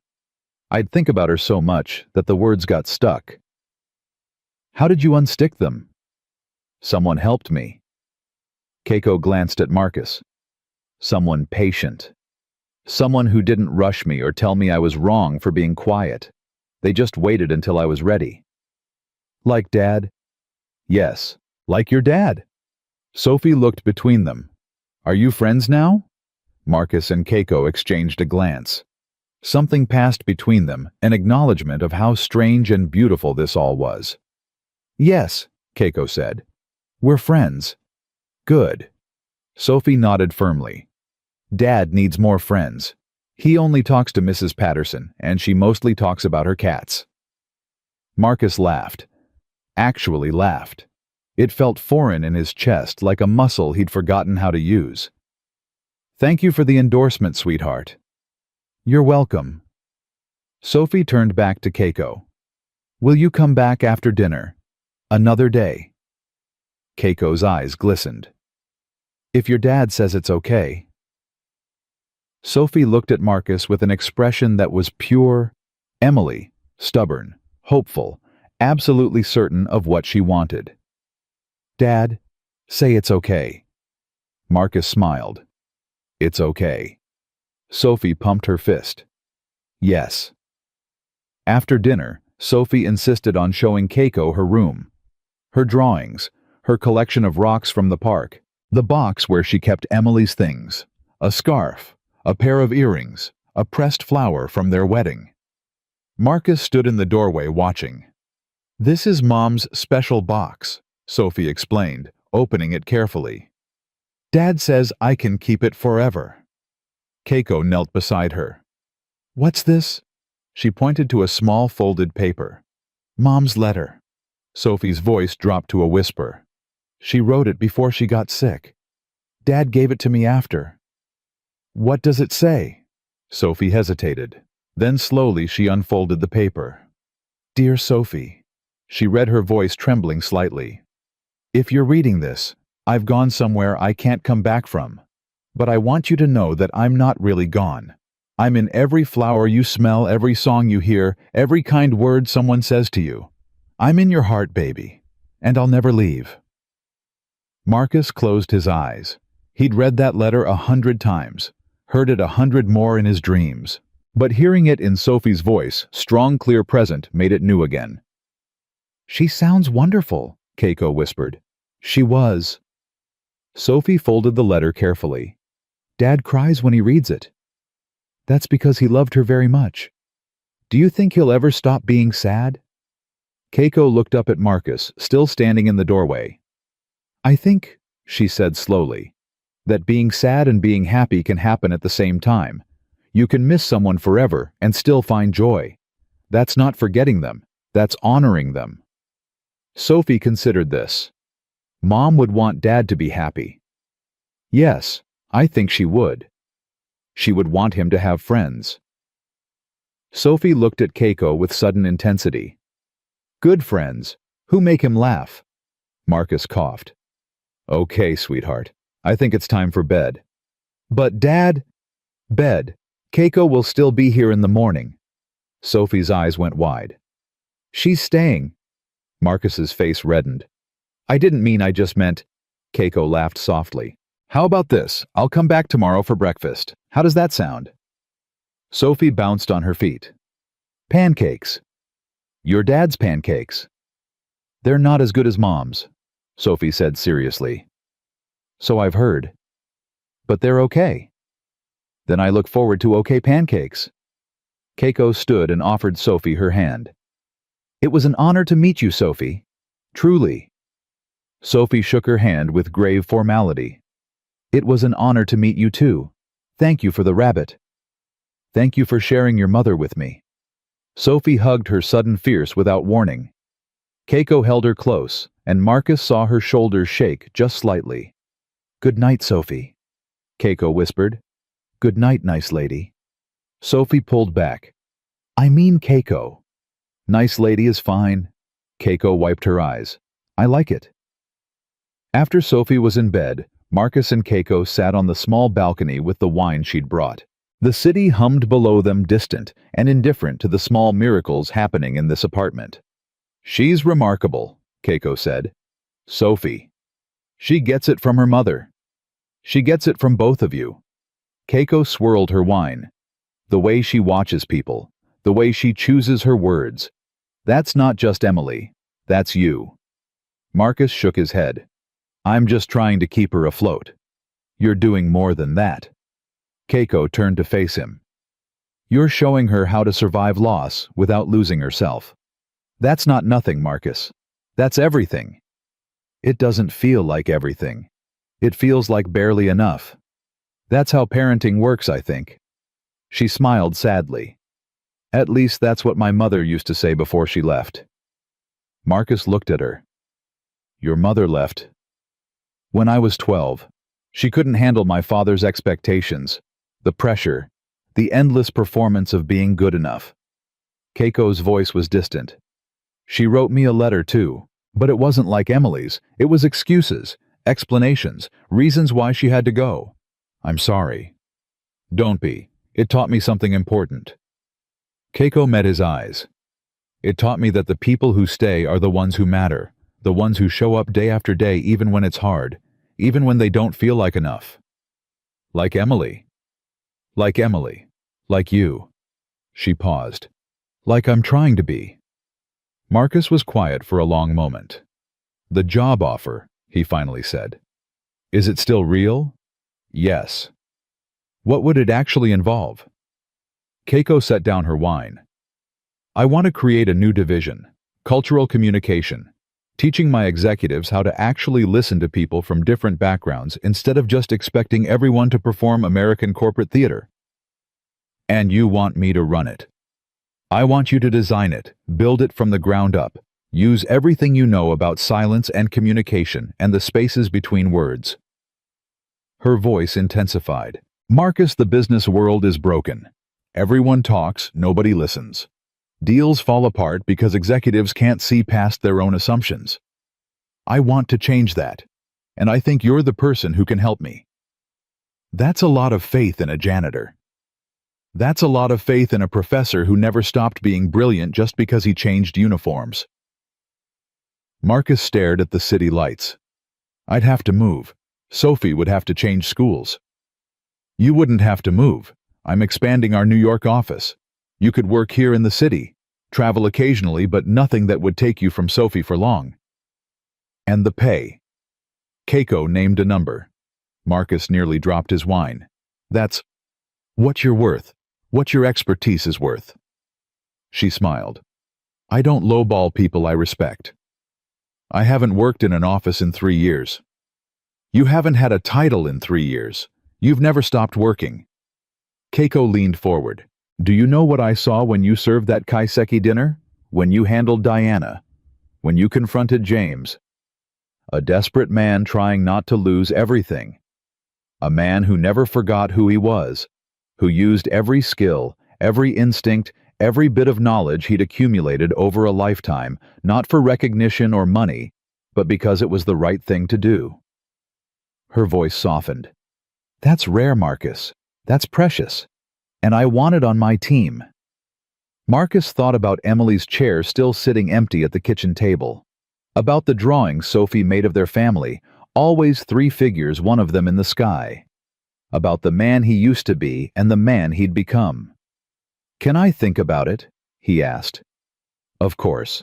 Take as long as you need. And if I say no? Keiko smiled. Then I'll respect your decision and continue being Sophie's nice lady anyway. This isn't contingent on anything, Marcus. You don't owe me. I feel like I do. You don't. Keiko stood setting her wine on the railing. Emily changed my life. You're her legacy. Helping Sophie, that's not charity. That's continuation. She moved toward the balcony door, then paused. Marcus. Yeah. For what it's worth, I think Emily would want you to say yes. Her voice wavered slightly. Not because of the money or the title, but because you deserve to be seen, really seen, the way you see everyone else. She went inside to get her coat. Marcus stayed on the balcony staring at the stars Sophie said her mother lived in now. What do you think, Em? He asked silently. Is this what you'd want? The wind picked up, carrying the distant sound of music from somewhere below, a melody Emily used to hum while she cooked. Marcus smiled. That felt like an answer. The next morning, Keiko arrived for pancakes as promised. Sophie supervised from her perch on the kitchen counter, offering commentary on Marcus's technique with the brutal honesty only a 10-year-old could provide. You're flipping too soon, Dad. I've been making pancakes for years. And they're always too flat. They're fluffy. They're flat. Keiko laughed, nursing her coffee at the small table. She has strong opinions. She gets that from Emily, too. Mom's pancakes were perfect, Sophie declared. Light and fluffy, and they had chocolate chips shaped like hearts. I don't have heart-shaped chocolate chips. I know, Sophie sighed dramatically. But I still love you. Marcus flipped a pancake. It was flat. Sophie gave him a look that said, I told you so. I made a decision, Marcus said, not looking at Keiko. Sophie perked up. About what? About Keiko's job offer. The kitchen went quiet. Even Sophie seemed to sense the weight of the moment. Marcus turned off the stove and faced them both. His daughter on the counter, his friend, his real friend at the table. I'm saying yes, he said. Sophie shrieked and jumped off the counter, running to hug him. Does this mean you won't smell like lemon cleaner anymore? Marcus laughed. Maybe. Sometimes. And you won't have to work at night. I'll work during the day, like other dads. And you'll be happy. Marcus looked at Keiko over his daughter's head. Yeah, sweetheart. I think I will be. Keiko's eyes were bright. Are you sure? I'm sure. Marcus squeezed Sophie, then released her. I've spent 3 years hiding, pretending I was less than I am because it was safer, because being invisible meant not getting hurt again. He moved toward Keiko, his voice strengthening. But you showed me something this week. You showed me that being seen isn't dangerous, that letting people know who you are, really know, can lead to connection instead of pain. He stopped in front of her. Emily wouldn't want me hiding forever, and Sophie deserves a father who stands in the light. Keiko stood. Then welcome to Nakamura Corporation, Mr. Cole. Marcus? Marcus. She extended her hand. He shook it. When do I start? Whenever you're ready. How about Monday? Keiko smiled. Monday works. Sophie inserted herself between them. Does this mean we're all friends now, like official friends? Official friends, Keiko confirmed. And you'll come to my birthday party. It's in 2 months. I want a cake shaped like a rabbit. I wouldn't miss it. And you'll tell me more stories about Mom, about when she taught you. Keiko's expression softened. I'll tell you every story I remember, I promise. Sophie hugged her fiercely. I'm glad you came to the hotel. I'm glad Dad found you. I'm glad too, Sophie. Keiko hugged her back. More glad than I can say. Marcus watched them, his daughter, and this woman who had walked into their lives like an answer to a prayer he hadn't known he was praying. The apartment felt different somehow. Lighter. Warmer. Like something had shifted in its foundation, making room for hope. His phone buzzed. A text from Kevin. Diana's gone. Officially resigned this morning. Whole staff is talking about it. Some are scared. Most are relieved. Thought you should know.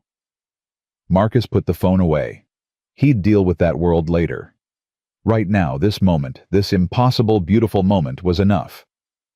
Dad. Sophie's voice pulled him back.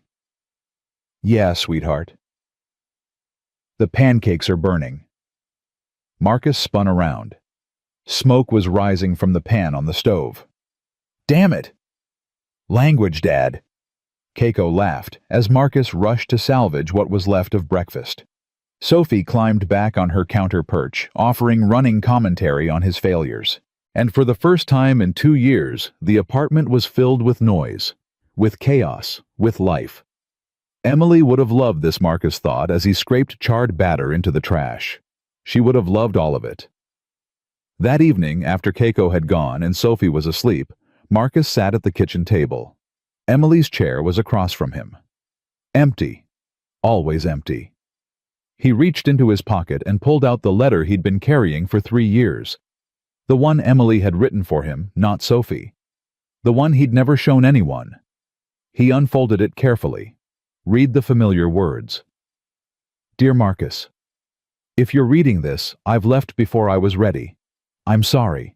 I wanted more time, more mornings with coffee, more nights watching Sophie sleep more, years growing old beside you. But if time has run out, I need you to know this. You were enough. You were always enough.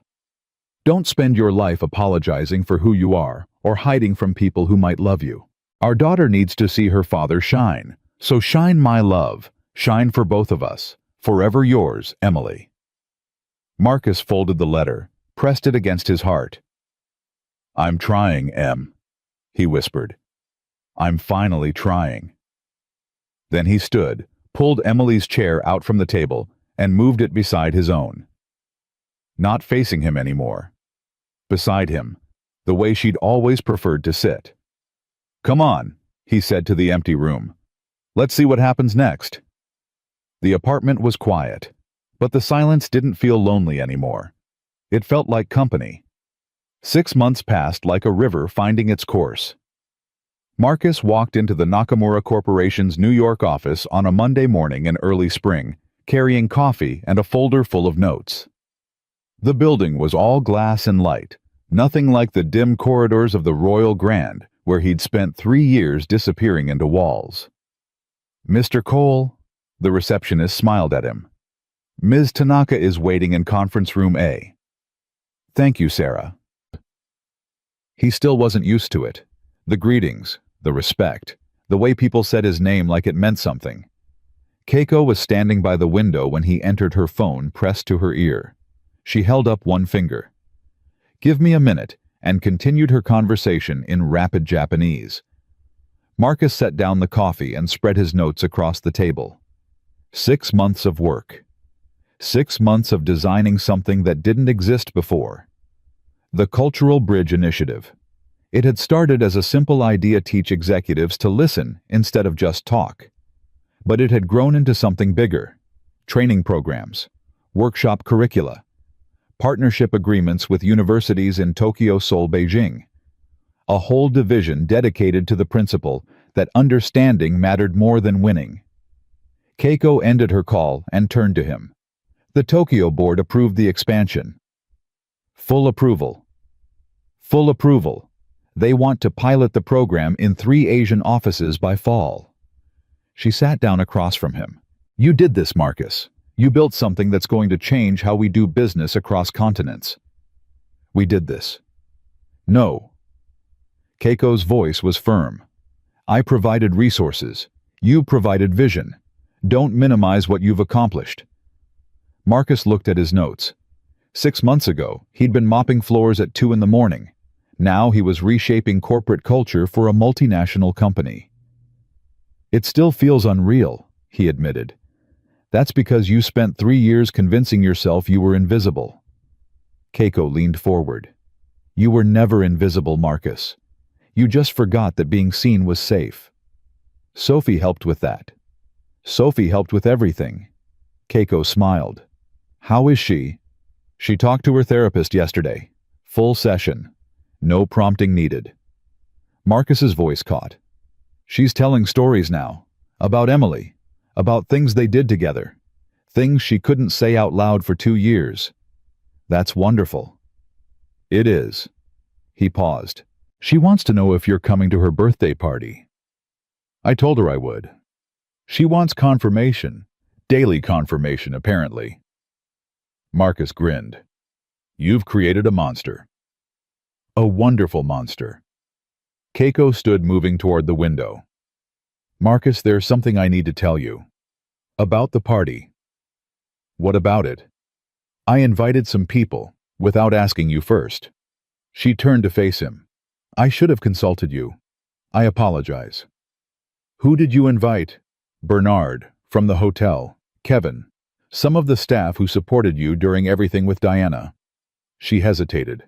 And Patricia from HR. She's been asking about you, wanted to make sure you were okay. Marcus absorbed this. You invited my old co-workers to my daughter's birthday party. Sophie's party. And yes. Keiko's expression was uncertain, something Marcus rarely saw. I thought she might like seeing the people who knew her father before, who watched him become who he is now. Was I wrong? Marcus thought about it. Bernard, who had created 17 courses because Marcus asked for late autumn. Kevin, who had warned him about Diana despite his fear. Patricia, who had seen the video and called it something. No, he said finally. You weren't wrong. Keiko exhaled. Good. Because I also invited the press. You what? Not many, just a few. The ones who covered the original story. Keiko moved back toward the table.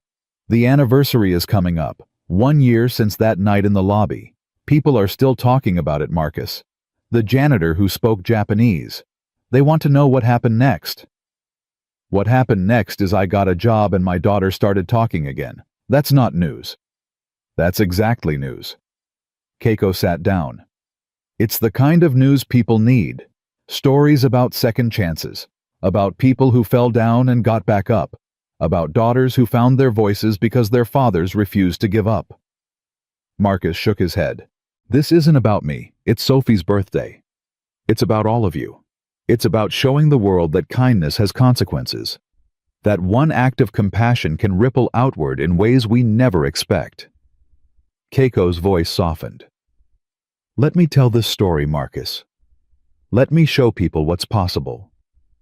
Sophie's not a story. No, she's a miracle.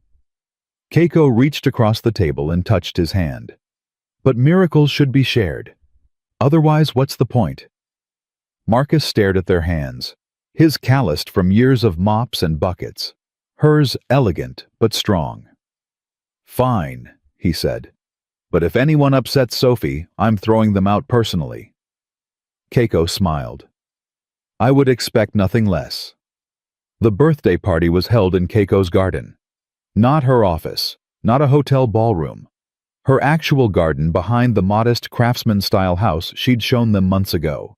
The house she'd bought when she finally admitted that success wasn't measured in square footage.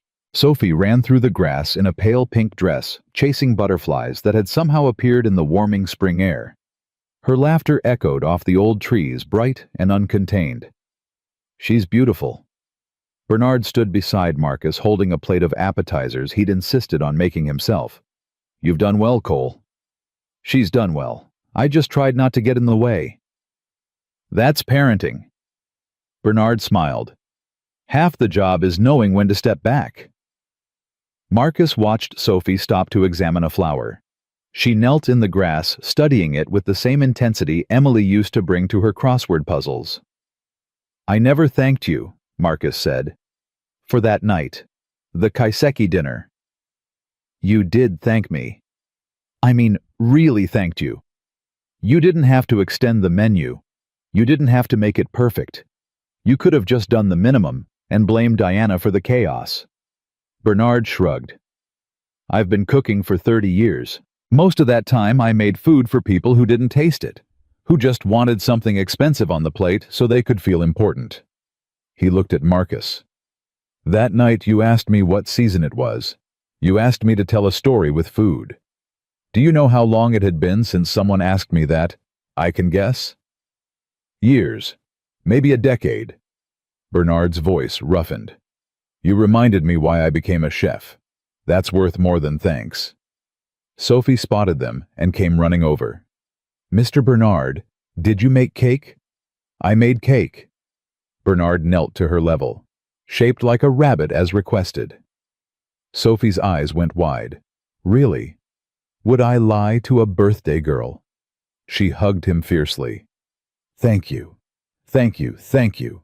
Bernard laughed and patted her back. Happy birthday, Sophie. She released him and grabbed Marcus's hand. Dad, come see. Kevin is doing magic tricks. She pulled him across the lawn to where Kevin stood, surrounded by a small crowd of children, neighbors' kids. Classmates Sophie had finally started inviting over. Pick a card, any card. Kevin fanned out a deck with theatrical flourish. But don't tell me what it is. A little boy selected one, giggling. Kevin went through an elaborate routine, shuffling, cutting, tapping the deck with exaggerated concentration. Then he reached behind the boy's ear and produced the card. Is this your card? The boy shrieked with delight. How did you do that? Magic! Kevin winked. Real magic. Sophie tugged Marcus closer. Kevin taught himself from YouTube. He practices every night after his shift. Marcus looked at the young man who had once sneered at him, called him a janitor, like it was an insult. Kevin caught his eye and nodded something between acknowledgement and apology. Not bad, Marcus said. I'm learning. Kevin straightened. Some things take time. Most things do. Kevin hesitated. Mr. Cole, I wanted to say what happened at the hotel, how I treated you before everything. It's done, Kevin. But It's done. Marcus put a hand on his shoulder. We all have chapters we're not proud of. What matters is what we write next. Kevin's eyes glistened. You sound like a professor. I used to be one. I know. Kevin smiled shakily. I looked you up, after everything. Your publications, your research. He paused. You were kind of brilliant. You are brilliant. Kevin straightened. I just wanted you to know that I see it now. What you were hiding, what you gave up. Marcus nodded. Thank you, Kevin. Thank you for not giving up on people like me. Sophie pulled Marcus away before he could respond, dragging him toward the garden's edge, where Keiko stood talking to a woman with a camera. Dad, they want to take our picture. The reporter turned. Marcus recognized her. She'd covered the original story, written the article that had gone viral. Mr. Cole. She extended her hand. I'm Jennifer Walsh. We spoke briefly after the press conference last year. I remember. I was hoping to do a follow-up, a where are they now piece. She glanced at Sophie. If you're comfortable with that. Marcus looked at his daughter. Sophie, what do you think? Sophie considered seriously. Will it help other people? Jennifer blinked. I'm sorry. Dad says stories should help people. That's why he's working with Keiko, to help people understand each other better. Sophie tilted her head.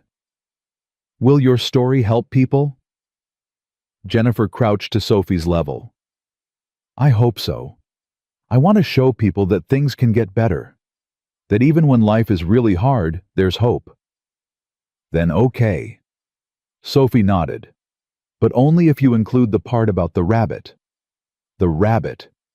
The porcelain rabbit Keiko gave me. It's a symbol of hope. Sophie smiled. That's the most important part. Jennifer looked up at Marcus. She's remarkable. She gets it from her mother. The interview was brief. Jennifer asked about the Cultural Bridge initiative, about Sophie's recovery, about what Marcus had learned in the year since that night in the lobby.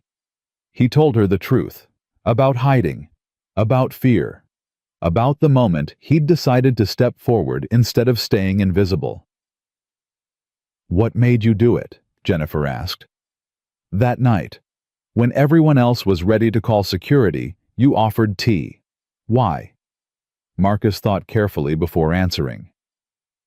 Because I recognized her. Not literally, I'd never met Keiko before. But I recognized what she was going through. Being dismissed.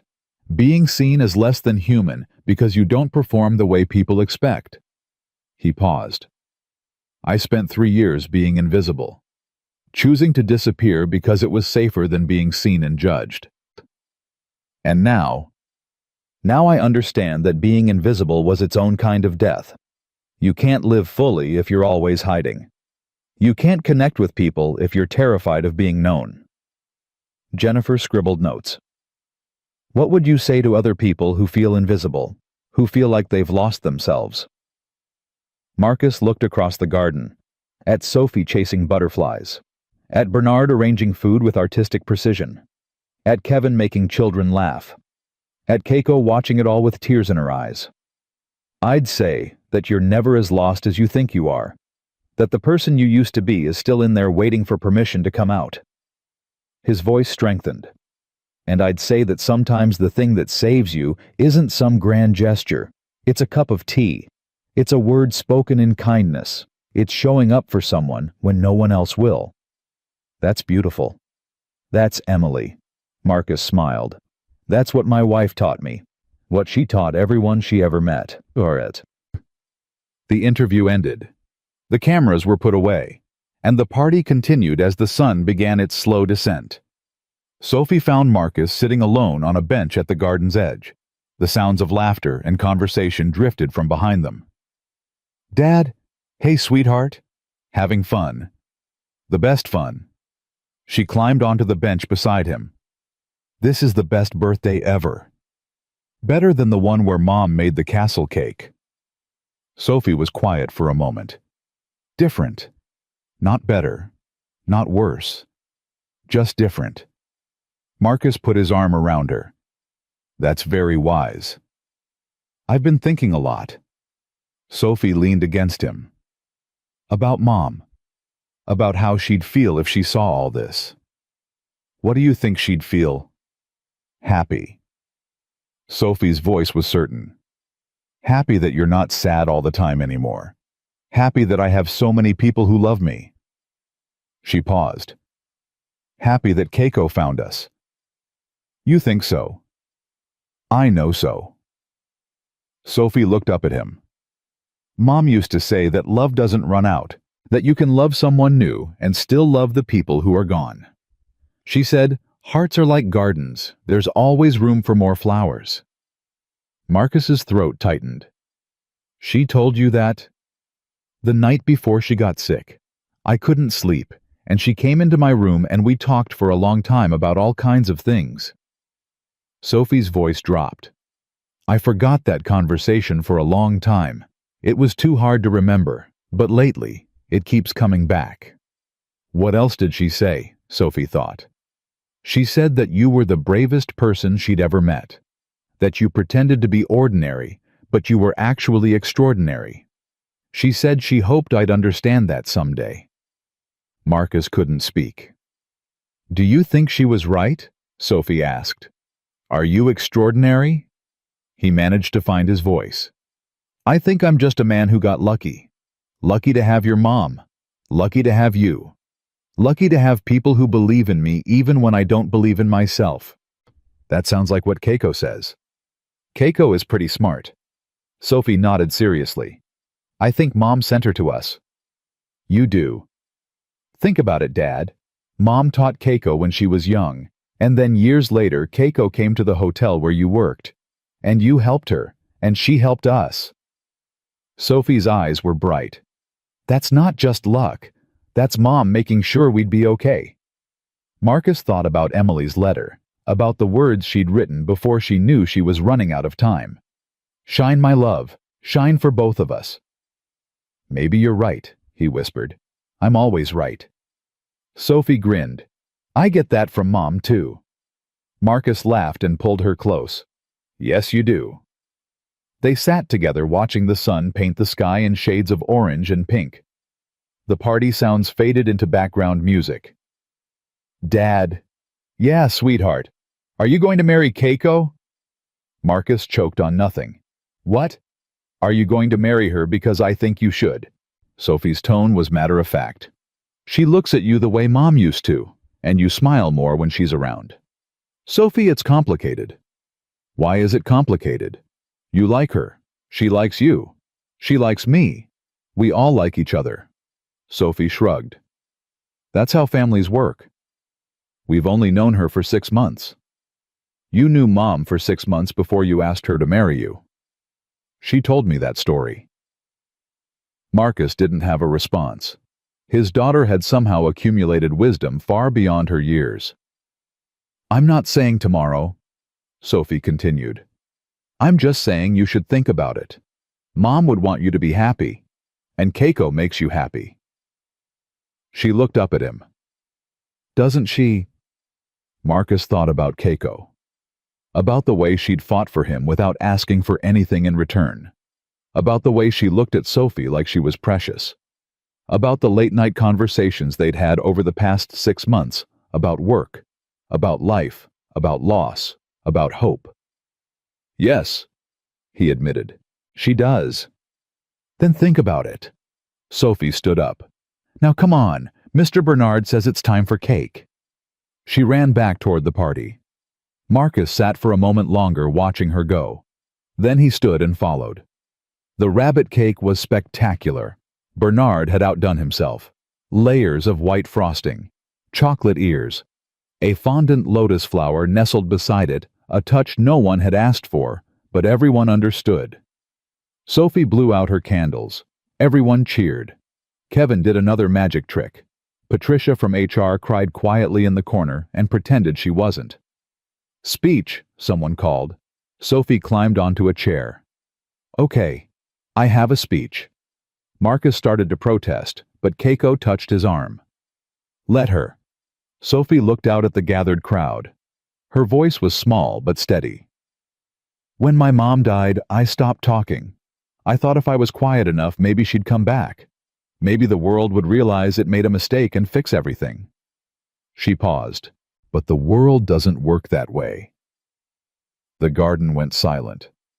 I was really sad for a really long time. And my dad was sad too. We were sad together, but we couldn't talk about it. The words just got stuck. Sophie's eyes found Marcus. But then something happened. Dad met someone who needed help. And even though he was sad, even though he was tired, even though everyone told him to stay invisible, he helped her anyway. Keiko wiped her eyes. "And that's when I understood something." Sophie continued. "Being sad doesn't mean you can't help people. Being broken doesn't mean you can't be kind. Sometimes the people who are hurting the most are the ones who give the most, because they know what it's like to need someone." Marcus felt tears sliding down his face. He didn't try to stop them. "My mom used to say that words are seeds, that the things we say to people plant flowers or weeds in their hearts." Sophie smiled. "My dad planted a flower when he offered tea to a stranger, and that flower grew into this, into all of us here together." She looked around at the faces watching her. Bernard, Kevin, Patricia, Keiko, her father. "I'm 11 today. My mom isn't here to see it, but I know she'd be proud. Not because I'm talking again, she'd love me even if I never said another word. She'd be proud because I finally understand what she was teaching me all along." Sophie's voice strengthened. "Silence isn't giving up. It's choosing when to speak. And when you do speak, make it matter. Make it kind. Make it something that plants flowers instead of weeds." She jumped down from the chair and ran to Marcus. He caught her in his arms, holding her tight. "That was beautiful, sweetheart." "I've been practicing," she whispered, "for weeks." "You didn't tell me." "It was supposed to be a surprise." She pulled back. "Did I do good?" "You did perfect." He kissed her forehead. "Your mom would be so proud." "I know." Sophie smiled. "She told me." Marcus didn't ask what she meant by that. Some things didn't need explaining. The party wound down as the stars came out. Guests departed with hugs and promises to stay in touch. Bernard packed up his remaining food, insisting Marcus take the leftover cake. Kevin shook Marcus's hand and said he was thinking about going back to school. Patricia hugged Marcus goodbye. "You know, when I saw that video of you in the lobby, I thought it was a fluke. Some random moment of luck." She pulled back. "I was wrong. It wasn't luck. It was you. I was just doing what felt right. That's the point." She smiled. "Most people don't. Most people do what's safe, what's expected, what's easy. You did what was right. That's not nothing, Marcus. That's everything." She left. And then it was just Marcus, Sophie, and Keiko standing in the garden under a blanket of stars. Sophie yawned. "I'm tired." "Then let's get you to bed." Keiko knelt down. "Would you like me to carry you?" "I'm too big for that." "You're never too big for that." Sophie considered. Then she held up her arms. Keiko lifted her, easily settling Sophie against her shoulder. Sophie's eyes drifted closed almost immediately. They walked inside together through the quiet house to the small guest room Keiko had prepared months ago and never taken down. Marcus watched Keiko lay Sophie on the bed, remove her shoes, pull the blanket up to her chin. "Good night, birthday girl," Keiko whispered. Sophie murmured something unintelligible, then clearly, "Good night, Mom." Keiko froze. Marcus's heart stopped. Sophie's breathing evened out. She was asleep. Keiko stood slowly, her hand trembling slightly as she pressed it to her mouth. They walked into the hallway. Keiko leaned against the wall, tears streaming down her face. She called me. I know. I would never try to. I know. Marcus took her hands. Keiko, I know. She looked at him with something raw and vulnerable in her eyes. I don't want to replace Emily. I would never. You're not replacing anyone. Marcus's voice was steady. Emily is Sophie's mother. That will never change. But hearts are like gardens, remember. There's always room for more flowers. Keiko blinked. Sophie told you that. Emily told Sophie, and Sophie told me. He squeezed her hands. The same person who saved you with kindness, who planted that seed 20 years ago, she's still teaching us. Still showing us how to love. Keiko's tears fell faster. I don't know how to do this. There was never time for this. For family. For something real. Neither did I. I spent 3 years hiding because I thought being seen would destroy me. Marcus stepped closer. But you showed me different. You showed me that being known, really known, is the only thing that makes life worth living. Marcus, I'm not asking for anything. His voice was gentle. I'm just telling you what's true. You've become family. To me. To Sophie. And whatever happens next, whatever we become, I want you to know that you're not alone anymore. Keiko stared at him. Then slowly she leaned forward and pressed her forehead against his chest. Marcus wrapped his arms around her, held her while she cried, let her feel the solid reality of not being alone. They stood that way for a long time. Finally, Keiko pulled back. Her face was tear-streaked, but calm. Stay, she said. Tonight. Both of you. Don't go home to that empty apartment. Keiko. I don't mean... She laughed shakily. I just mean stay. Let Sophie sleep in a room that feels like hers. Let me make you coffee in the morning. Let this feel like what it is. What is it? She met his eyes. Home. The word hung between them. Heavy. True. Okay, Marcus said. We'll stay. Keiko smiled through her tears. Okay. They moved to the living room, sat on the couch together, didn't speak for a long time. Finally, Marcus broke the silence. Sophie asked me something earlier, at the party. What did she ask? If I was going to marry you. Keiko went still. What did you say? I said it was complicated. What did she say? She said I knew her mother for 6 months before I proposed. Marcus turned to face Keiko. She's not wrong. Keiko's breath caught. Marcus. I'm not proposing. Not tonight. But I'm telling you that when Sophie said you look at me the way Emily used to, she wasn't wrong about that either. He reached out, touched her face. You came into our lives like an answer to a prayer I didn't know I was praying. You fought for us when you didn't have to. You loved my daughter before you loved me. I do love her. Keiko's voice trembled. I love both of you. I know. Marcus smiled. I love you too. The words settled into the space between them. Simple. True. Life-changing. What happens now? Keiko whispered. Now we take it slow. We figure it out day by day. We let Sophie set the pace. Marcus leaned his forehead against hers. We plant flowers and see what grows. Keiko laughed softly. You've become quite poetic. I had a good teacher. Emily. All of you. He closed his eyes. Emily taught me to love. You taught me to live again. And Sophie taught me that courage isn't about being fearless. It's about speaking when your voice shakes. They sat together as the night deepened around them. Two people who had learned that loss wasn't an ending, that grief could coexist with joy, that the human heart was vast enough to hold everything, the sorrow and the hope, the endings and the beginnings. Marcus thought about everything that had led to this moment. The night in the lobby, the cup of tea, The Japanese words that had changed everything. He thought about Emily watching from wherever she was, smiling, nodding, proud. He thought about Sophie sleeping peacefully in a room that felt like hers.